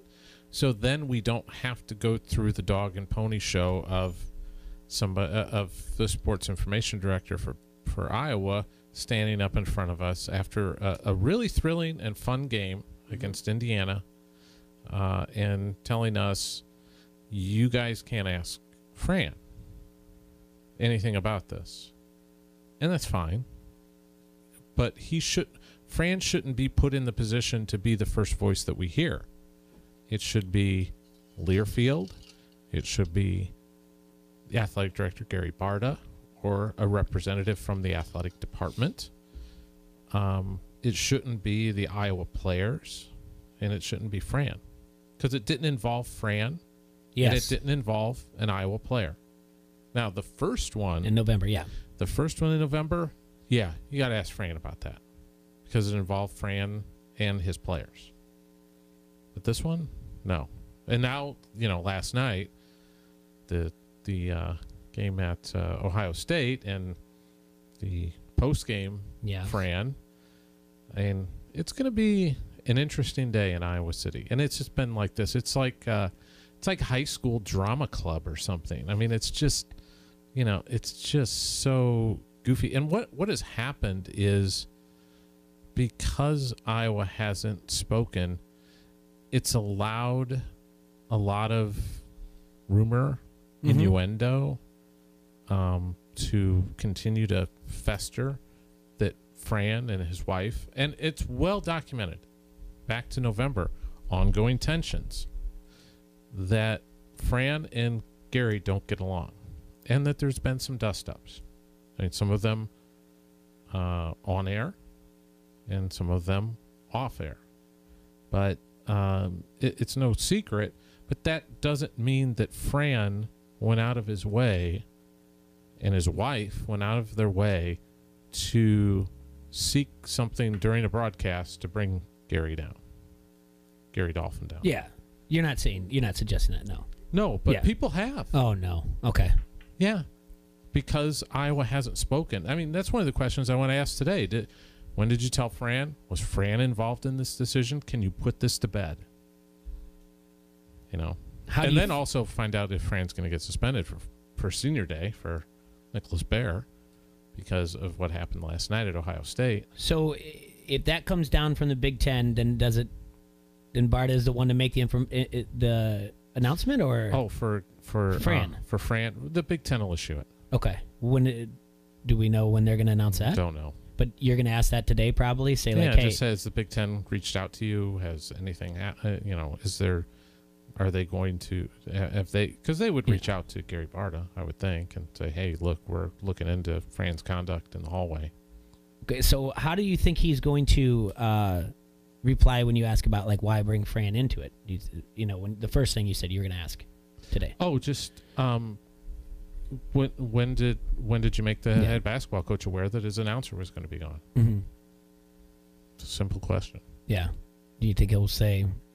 Yeah, just I want to ask him a couple questions. I want to ask him the TikTok. When did you get the first? Yep. Because it's allegedly only about one email, so that's got to be a hell of an email. Yeah. From somebody. So I want to know if it was in fact just one email. How are they getting this information? Who's leaking that it's just one email? Somebody with the university. Are you going to ask him if it was just over one email? Yeah. One email over how many donors that are upset about this? And then we had Monday. Mm-hmm. I wouldn't say I think it's strong to say a coup d'etat, but it was almost like that. Yeah. The boosters were so upset they were going to the university president wanting change. I don't know what change was, but there were some threats made and a bluff was called. I mean, it's like a banana republic. It's like a weird ping pong match that I can't follow because you don't know where you're getting information since Friday, from. We've had Gary Dolphin suspended, Gary Barta hiding in the tunnel of the arena in the final minutes so he wouldn't have to have media come down to talk to him. We've had rumors spread about the head basketball coach. We've had boosters going after the athletic director to the university president. And now we had Fran. Man, it's stressful. F-bombing. Yeah, well, no wonder he got a T in his son. It's stressful out there. It's insane. Well, that was his son's first technical. And oh, by the way, it's only like Fran's second this year. It's his first one since the Connecticut game. Fran wasn't going to let his son outshine him. Yeah. And I'll raise you on your technical. Well, here's the thing I'm concerned about. Does Fran react that way if it's any other player and go after that official that teed up Connor? I think so. Yeah, that's a good question. How did Fran get down that tunnel that quick if he went through the handshake line? He was motivated to drop the F-bombs. Because those officials book off the floor. Yeah, they don't stick around. Yeah. Unless he really was a cheating MFer and he had to get his pay cut. So he stuck around. I don't know. It's just every day it's some sort of drama. And now today we got this press conference. It's going to just be loaded. Was he yelling at the same referee that teed him up? Yeah, I would assume the same so. But kid, yeah. Steve McJunkins. Okay. He's a bad ref. Is he? I heard, yeah. Name a ref that's not a bad ref. I know. Well, with the last name like McJunkins, yeah, he's junk. Yeah. That's a definite T-Roy right there. That's what T-Roy Where is T-Roy? He's not feeling well. He got the strep on Monday, Tuesday. Soft. He started running errands today, and then he just said that he's like, I'm just staying in. God, he's so soft. I know. Man. Does anybody else know exactly what Fran said? He said. Okay. Like, was there how many witnesses? Yeah, who broke this? It's a guy named Kyle Rowland who works for Toledo Blade. He actually used to write for our Ohio State rival site a little bit, did some work there coming out of college. He's a pretty good guy. I talked to our Ohio State guy who was there last night, and I said, what happened? And he goes, I wasn't down there. I normally would be. And he said, frankly, he probably wouldn't, he's heard things in the past, just people screaming things or whatever, and just you don't report it down there really. But I can see this because it involved an official and going after the official. It was a personal attack basically on him. It's you can MF them and call them names or whatever. What crosses the line is when you question the integrity, which is the second comment he made, which is probably what's gonna cause a little I don't know, few issues for the folks that are in the Big Ten office in Rosemont, Illinois. I will read this off the Vance Pizza Pub Facebook comment line. I will edit it to keep it radio. No, just go all T-Roy. No. Pierre Pierce, Todd Lick, this is from the brother-in-law in Washington, D.C.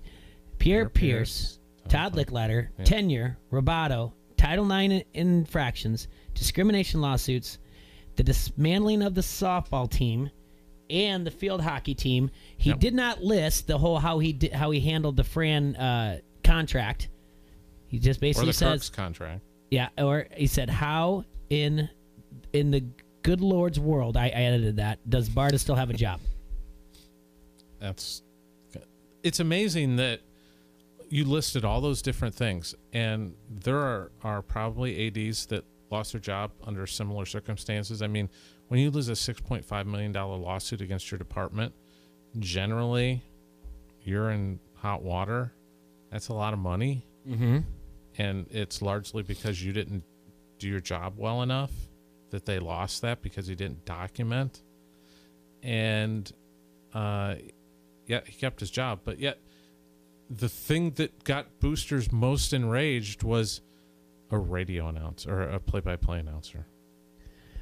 All right, let's go a different direction. At this point, if you're Dolph and they've already announced that you'll be back for football in your spring, don't you just say enough's enough? I don't even want to deal with this. Like, I made my mistake in November, but now I feel like I'm under a magnifying glass, and I don't need this.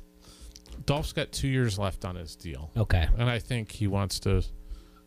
You don't want to go out like this. No, you don't. You're right. You want to honor your 2 years, and you don't want this to be your lasting. You don't want your legacy to be King Kong, King Kong brought me down. King Kong's brought down a lot of people, though, in the years, hasn't he? He has. King Kong ain't got nothing on me. Where's Denzel? Where's that drop? That is it. Yeah, I do not have that right now. DJ Bumper's on it for tomorrow. Yeah, tomorrow. Tomorrow you thanks, need kicker. Yeah. King Kong ain't got nothing on me. Yeah, it'll happen. Denzel. Thanks. I know. Thanks. We'll have that. We'll definitely be on. That's all I think about whenever the King Kong thing comes up is Denzel and Did you think day. Did you think the suspension was severe? I would have just. But here's what we don't know, and this is another question that we have to ask: was there? I don't know if leash is the right word, but was there conditions put on Dolph after the first incident that just escalated automatically to this? Yes, and I think that's a good question as well. Were there? Yeah. Because we don't know. But I would have just said, Dolph, next broadcast, you open and you just say, hey, I said some things at the end of the last broadcast when Bobby and I were wrapping up the game that some might view as inappropriate. Really sorry about that, and move on. Yeah. Let's talk Iowa, Indiana. That's what I would have done, and that would have been done. Yeah, over and with. But then would you have to find the people that do the internet digging to find out what it is, and then people would then look into it, and then but who cares? Then it's over with. Then people would just go, really? But I've had some people, and again, I'm a plus slightly above 50-year-old white male. I haven't experienced anything. My life experience is pretty damn good. I understand that. I do. So I don't know. But I reached out to a lot of my friends who happen to be minorities, who happen to play basketball, and many of them would say, that's a compliment. That's what I was trying to say yesterday, is that he didn't go Howard Cosell on him. It wasn't Alvin Garrett. And the stretches that people have made from the actual comment to the connotation are pretty outrageous, if you ask me. They're stretching this really far to make a link on how they can make this offensive when does not seem to be the intention whatsoever. When they even asked the player or anything about Maryland what they thought, no comment. Weird. They don't want to touch this. They don't want to say I was offended or I wasn't offended. They don't want any part of it, and I don't blame them. Yeah, I want no part of it. So can we no longer call Marshawn Lynch beast mode? Now, beast is kind of general. Yeah. Could be offensive. Yeah, I wouldn't take beast as offensive. Yeah, but you wouldn't. But you just said you're 50. But you're over 50 years old. You're over 50 years old and you're white. But I wouldn't even say like.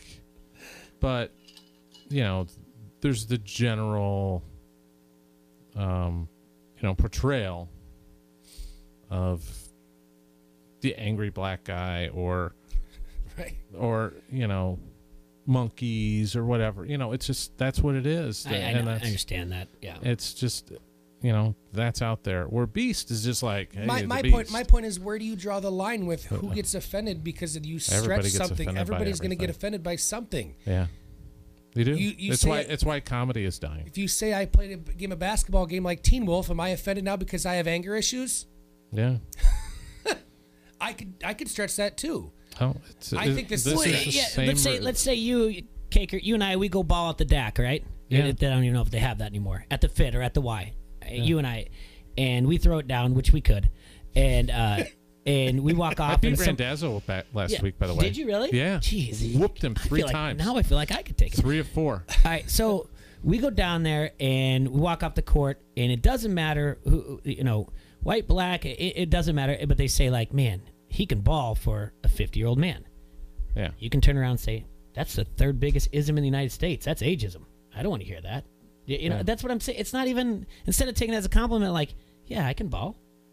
It's just too easy. And you're right. It's the death of comedy. And we're not the first ones to say it, but it's kind of like why they won't probably ever have a host at the Oscars again. So everybody's going to be offended by something. Yeah. It's just too easy to. And here's the other thing. It's the double-edged sword of everybody's offended by something, and it's because everybody has a platform today. Then you just go on social media and somebody picks it up. Oh, I'm offended by this. And then it goes viral. And then it's like, wow, I guess it was offensive. And, I just don't get offended. I realize I don't have a lot to be offended by. I know, just like you said. I do shortism at you. Well, yeah, there you go. It doesn't offend me, though. I have a mirror. I have a mirror. I understand you got to watch what you say a little bit. Yeah. But, man, it's just, it's too much. The death of comedy is the best way to put it. It is. Yeah. It makes me sad that comedy died. Well, and then that's the rest of our daily conversation into the evening. Now we laugh, but can't say that. Yeah. We can't sit around a bar stool. Oh, can't say that. Well, you can't say it on air. You could say it at a bar stool. Oh no. No. You never know. No, you never know because somebody. Yeah, I mean we've had that conversation where people get offended just if you're not standing up for the national anthem in a bar. Are you serious? Oh yeah. Oh, I've had to do 2 PSAs, one on podcast, one here that I can't handle anymore. I can't handle people going to social and that's just justice warriors. That's just an example. People want to make you stand up at a bar. Yes. Yeah. Yes. Do they stand up at home? That's what I always ask those people. Do you stand up at home? Yeah. When the national anthem's playing on your TV? That's none of your business what I do in my home. Well. It gets a little crazy. Again. Well, it's like the stuff at Ole Miss this weekend. Speaking of the anthem, I mean, those kids took a knee, and because there were protests in town from Confederate soldiers, people of the Confederacy, and a lot of those kids took a knee. It's just we're just in this cycle of just really, I don't like it. I'd just rather talk about games. I mean, by the way, Iowa's 21-7 now. Latest projection them in the probably I saw 5 and a 7. 7, 6. So just give them the 6. Average it out. Yeah. Yet one of the articles that I read today said they're still in pretty good contention to make the field of 68. I saw a thing on The Athletic yesterday that they put them into the should be in, not having a bubble team. Not a bubble team. They're still top 25. Yeah, it's because if you look at that bubble, Jesus, it's gross. How can you call a team in the top 25 a bubble team out of 68? Yeah, they'll be fine. Yeah, they're gonna be fine. They're going somewhere. I don't know where. Let's take a quick break, and then we'll just wrap up with you, and then you can go in the middle in our next segment. Sure.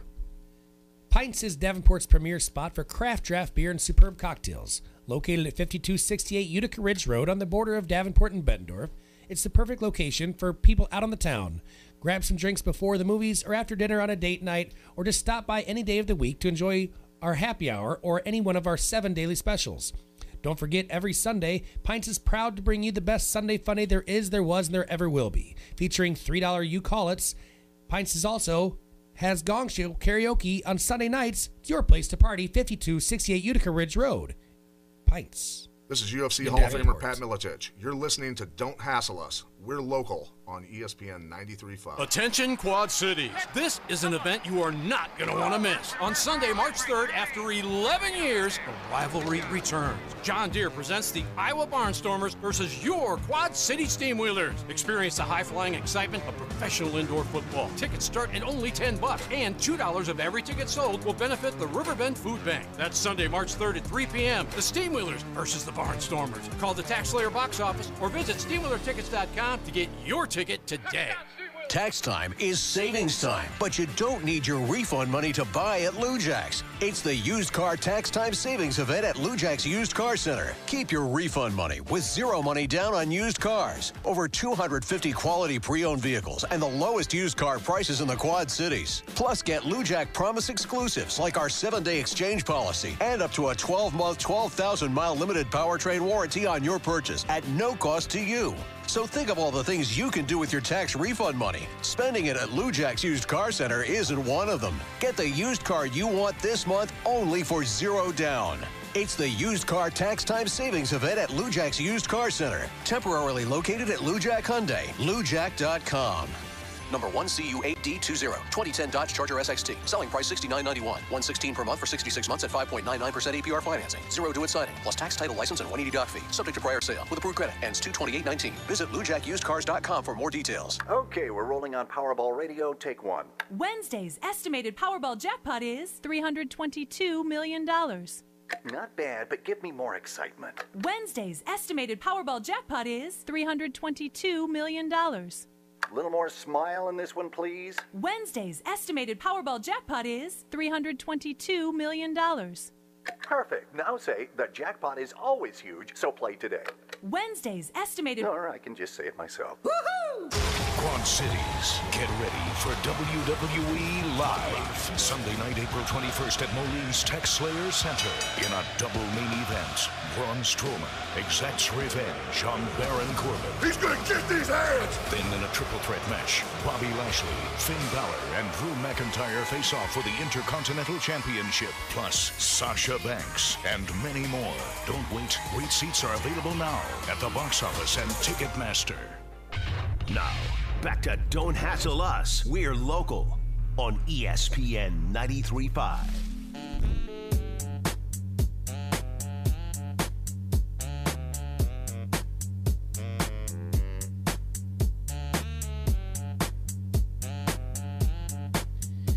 Welcome back to ESPN 93.5 and Don't Hassle Us, we're local. We're live in the Hassle Palace, brought to you by Dunright Satellite and Security Solutions, here with Tom Kakert from Hawkeye Report. Tom's just got a few more minutes with us till he's got to head up to Iowa City for the presser with Athletic Director Gary Barta. Tom, how are we looking at for this going into Senior Day, 4 o'clock tip-off, and the games we have left? How's Iowa? What do you think Iowa's going to do now after this? Finally, we can put it to bed and get over this Ohio State game, or what do you think's going on? Yeah, I think they'll be okay. They'll, Saturday they've got Rutgers coming in, and that should win. And I think they'll get one of the two on the road. Although, all four of their last games are senior days. Their own senior day. Ohio State had senior day.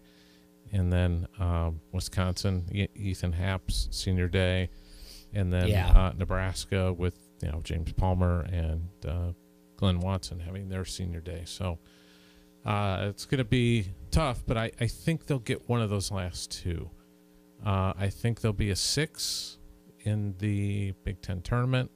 So that means Thursday night against the 11-14. So Northwestern, and then whoever ends up being the 11. Be it, I think Indiana might play its way out of there. Maybe Nebraska or somebody like that. Penn State could be in there. So that then they'll play Thursday night. They win that one, then they'll play the 3 on Friday night in Chicago. That could be Michigan, I would guess. Probably the odds on for that right now. So So you're looking forward to Saturday, the senior day. Senior day, and then the Chuck Long thing is Saturday night. Chuck Long thing's gonna be very, very fun. All right, let's see what we got here now. Before you go, we gotta get you. We gotta have you do a bet. But first, I want to remind you that mybookie.com is the exclusive promotion for you and all your gambling, and you can get in the action with our hassle code QC Hassle when you sign up. The promotion would give you 50% sign-up bonus up to $1,000, $20 in casino chips, and your March Madness bracket, you'll have a free entry into their sweepstakes. The promo code is QC Hassle to activate. Go to mybookie.com. You win. They pay. It's the MyBookie way. Tom, all the hasslers, it's on your shoulder for the hassle streak. What do you have out there? I am going to take the Maryland Terrapins tonight. What are they, 1.5, 2 against Penn State, at Penn State. You got that, Serge? Maryland? Yep. Are they 1.5 or 2? At Penn State. 1.5. All right, 1.5. They're getting or giving? They're giving. Okay. They are a favorite. All right. Now listen, I don't want you to go soft on Barta while you're up there. Yeah, it's a Weenie Media. Huh? It's Barta and Dolph, so it'll be fun. Don't go soft. You got to come hard to Bring the paint. hard. Yeah. All right. You got to if he cuts you off in anywhere, he doesn't answer you like You're it. stonewalling me. I want you to scream at him. You're cheating MFer. Yeah. You all right? Then you scream, you're an effing disgrace. And if he gives you looks at you sideways, you're like, what? Talk to me about that then. Just get after it. How soon does Fran come up? That's the big question. Yeah. It's going to come up. How long do you think he'll talk for before they take questions? I don't think it'll be long. I think it'll be a short statement from both. And then my TikTok question's the one I want to get out there quick. Yeah. When did you know, and who did you talk to? What was the process here? Yeah, and don't let him shortchange you. You sit there and say, no. I demand answers. Go more longer. I want you to elaborate more on I want the timeline exactly. I demand answers. Yeah. I can't wait to read this. Don't let. And if Randazzo's going up there, don't let him interrupt you or anything like that. He'll stick. He won't go. All right. He's not going. I already know he's not going. He's claiming he's got other things to do. It's an early release for his kids. Do you have any more insight into that Maryland Penn State game that we don't know about? No. You seemed pretty confident right away. You said you had something just right off the bat. No, I just knew that was one of the games that I gave a degenerate friend of mine named Matt this morning. Well, I mean, I just know about Maryland Terrapins. Get some real movie stars on that team. Yeah. All right. That's where we're going to go. King Kong ain't got nothing on that. That's right. That's going to be our drop tomorrow. And if any of you want to send, if one of you out there wants to send an email to QC Hassle about how you don't really appreciate the short jokes that Kakert has and you're offended by it, you can go ahead and email us, and we'll look at that one email. And then that's about it. I'm offended by people that email. Yeah. Can we get some Randy Newman? That's it. I hate that. That's why I don't like Randy Newman. When I was little, when I was younger, my brother used to always sing that song. Did he really? Yeah. So I don't like Randy Newman to this day because I was like, it's that song, Short People Got No Business Around Here. No reason. Yeah, no reason, yeah. I mean, I liked him in the beginning of Major League. That's about the only song. But no, I don't like Randy Newman to this day because of that song. I Love L.A. Yeah, I remember that one as well, too, yeah. Yeah, it's great. But, all right, Tom, I got to run. Yeah, you have a Thanks, safe trip up in Iowa State. Thank you so much for your time. We appreciate it. All right. Well, we're not taking our break for a little bit, so we'll just talk as he's going out of here. You got everything? You got the gear? Yep. All right. We got it tomorrow. We got to do a giveaway, and Thursday and Friday we got to give away some. Yep. So yeah, we got to give away some Hassle gear, sweatshirt, T-shirt here and there, gift certificate, Texas Roadhouse from Dunright Satellite. So we got to come up with some type of giveaway the next 2 days. That because we've got these boxes of T-shirts and sweatshirts, and we can't just they can't just sit there. They got to get on bodies, Serge. I like it. Yeah. So, and I got to go through I think I had there's some cool stuff in there. I had 6 entries into our Oscars thing. I have to do the adding up. I'll do that tonight as well and find out who won the bowling for Oscars because we're giving away a sweatshirt for that also. So that was, again, thanks to Don. Thanks to Tom for coming in here. It's an interesting press conference. I'd like to just go to one just to watch. I hope it's not super short for these guys driving all the way over there. Yeah, the Q&A will last longer, obviously, than anything else, but it's what you walk away with. I finished the rest of that podcast, Business Wars, USFL versus the NFL. Okay. Tomorrow at 1 o'clock, we're going to have Jeff Perlman. Stocking wrote something on Twitter that, and I know this, and I said it yesterday, but I just didn't put it on Twitter. He's the author of, and you guys can check this out. It's called Football for a Buck. It's the amazing rise and demise of the USFL. You know why it's called Football for a Buck? Because that's what it's worth? That's okay. So in the end, the USFL, for those who aren't familiar with it, the USFL was a startup league, much like the Alliance. So I'm interested to talk to Jeff what he sees that are parallels and how the Alliance, which is currently going on, how it's different. But what had happened was, and strongly in his book and in the show, the person who is at fault of this demise, and you can also see it on the USFL 30 for 30, is Donald Trump. What he really wanted always was an NFL team, and he thought if he could force him into a merger, he'd finally get an NFL team.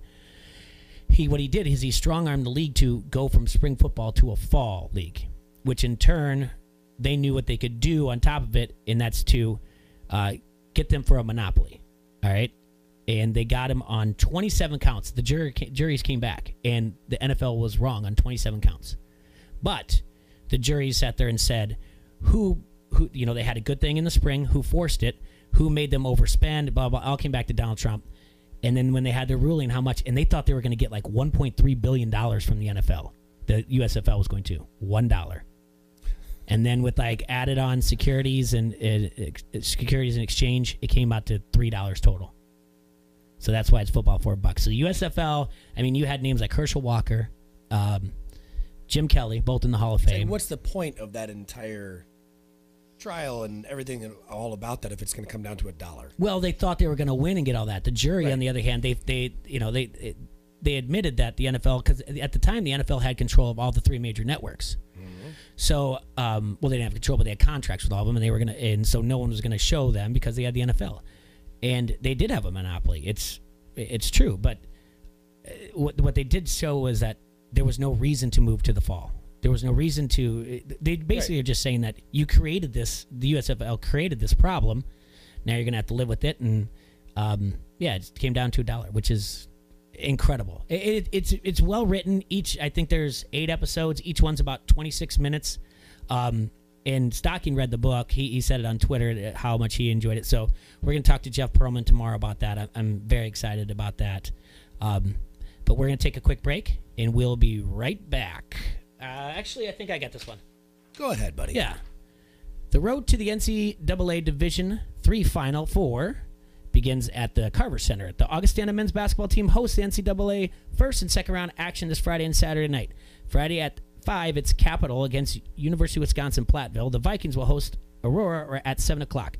The winners play Saturday night at 7. Show your support for the Vikings. Tickets for Friday on sale at 3:30 and 5:30 on Saturday. For more game information, visit augustana.edu. Augustana College, a family-friendly front row seat to big-time small college sports. And we had Coach Giovanni on last week. Again, if you want to see some good basketball, it's right there. It's in our neck of the woods. Just go over there and check that out. That's the beginning of the Division III tournament. We will be right back after this quick break. This is Merrick Brave from SCW Pro, and you are listening to Don't Hassle Us, We're Local on ESPN 93.5. Our refund is on the way. Time to get rid of this ugly siding. I already called Outland Construction. You mean Outland Buildworks? They did so many home renovations last year, they changed their name to Outland Construction. Can they renovate the kitchen? Outland Construction does that. The bathroom? Outland Construction does that too. Wait a minute, I thought we were talking about siding. How big is this tax refund? Where are you going? I'm calling Dave at Outland Construction.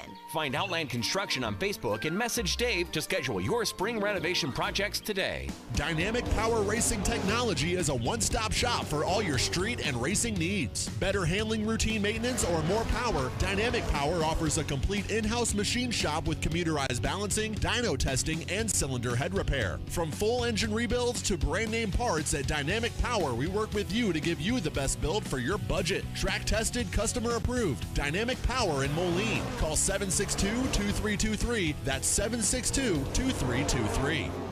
ESPN 93.5 wants you to be an insider. Access great contests and giveaways and be in the know at ESPN935.com. Brought to you by Necker's Jewelers, where the Quad Cities gets engaged, and ESPN Quad Cities. From local to global, ESPN 93.5 has you covered with your Quad Cities sports talk show. It's Don't Hassle Us, We're Local. Talk sports with your favorite foursome, T-Roy, Jay-Bird, Surge, and you. Weekdays from noon to 2 on ESPN 93.5. Tax time is savings time, but you don't need your refund money to buy at Lou Jack's. It's the used car tax time savings event at Lou Jack's Used Car Center. Keep your refund money with zero money down on used cars. Over 250 quality pre-owned vehicles and the lowest used car prices in the Quad Cities. Plus, get Lou Jack Promise exclusives like our 7-day exchange policy and up to a 12-month, 12,000-mile limited powertrain warranty on your purchase at no cost to you. So think of all the things you can do with your tax refund money. Spending it at Lou Jack's Used Car Center isn't one of them. Get the used car you want this month only for zero down. It's the used car tax time savings event at Lou Jack's Used Car Center. Temporarily located at Lou Jack Hyundai. LouJack.com. Number 1CU8D20, 2010 Dodge Charger SXT. Selling price $69.91. $116 per month for 66 months at 5.99% APR financing. Zero due at signing, plus tax, title, license, and $180 doc fee. Subject to prior sale. With approved credit. Ends 2/28/19. Visit LouJackUsedCars.com for more details. Hey, it's T-Roy from Don't Hassle Us, We're Local. We've got your chance to win tickets to see two-time Grammy-nominated blues rock guitarist Joe Bonamassa. Thursday, March 7th at the Adler Theater. You can win your pair every day while we talk sports on Don't Hassle Us, We're Local between noon and 2. You can also register to win a pair by entering on the ESPN 93.5 app. Don't miss the Guitar Rock Fan of the Year, Joe Bonamassa, at the Adler Theater Thursday, March 7th. Tickets now on sale through Ticketmaster or the Adler Theater box office. Listen to win from Don't Hassle Us, We're Local and ESPN 93.5. ESPN 93.5 is KJOC Bettendorf Quad Cities from the Sheedy Family Chiropractic Studio.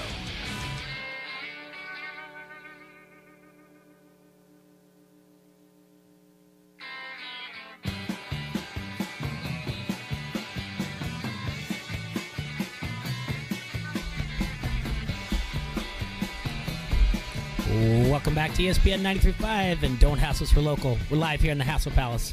Brought to you by Done Right Satellite and Security Solutions. Do you know what that song's from? No. Do you know, Marvin? Oh, you can't hear it? Yeah. It's from the show Jackass. I never watched Jackass. Okay. Yeah, It's I never been a watched while. it. Yeah. So, but DJ Bumper just finds these things for you. Even though I didn't know, I was like, all right, whatever. Speaking of jackasses. Oh, I don't think he is. Johnny Football? I know a perfect league that would be for him. Yeah. So it just got news. ESPN's reporting that Johnny Manziel has been released from his CFL team. Montreal Alouettes. Thank you very much. Gotcha, buddy. And he is barred from signing with any other CFL team. Right. They're not saying exactly what he did. No. But they're saying that his contract rules were, what did they say, exacting. They were very, very specific on his contract rules, on his behavior and everything else. So he did something. Yeah. Maybe he was watching some golf down in Florida, got tied up in a mess. Who knows? Yeah, maybe. Well, I know a place where he can play. Where's that? Quad City Steamwheelers, There duh. you go. There you go. Love to have him. Because guess what? He could be on the show as a side gig. He could sell autographs. I don't know. We'd let him do some of that nonsense.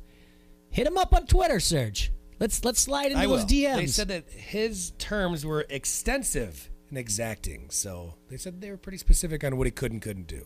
We'll drop him off at CADS. I think he's already been through that. Been through anger management, too.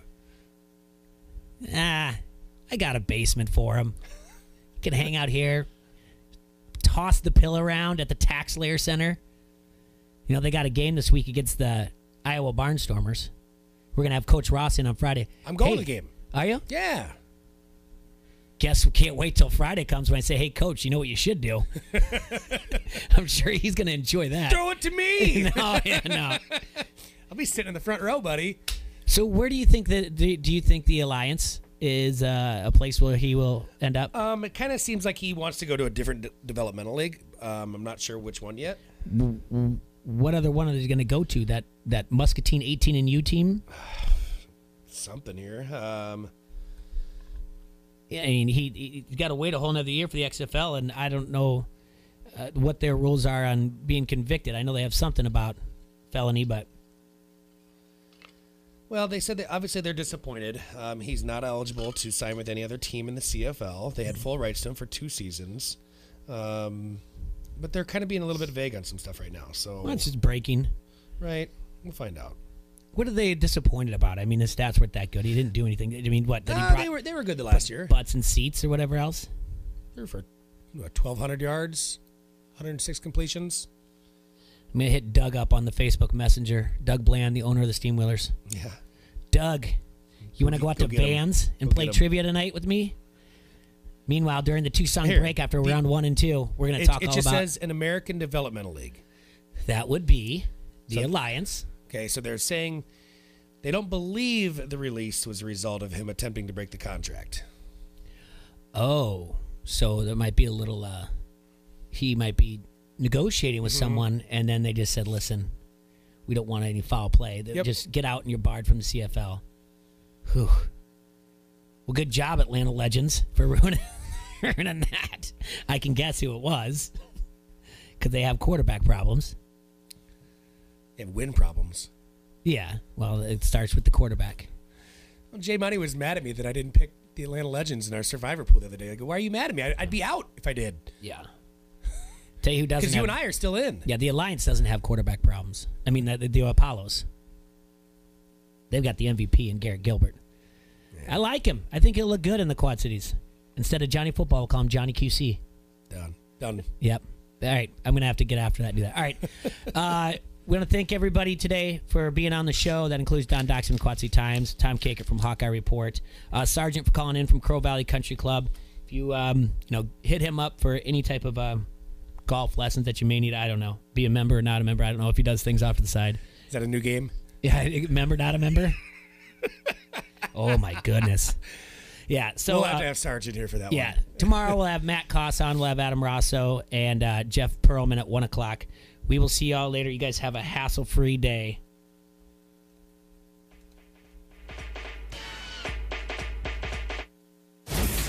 ESPN Radio Sports Center.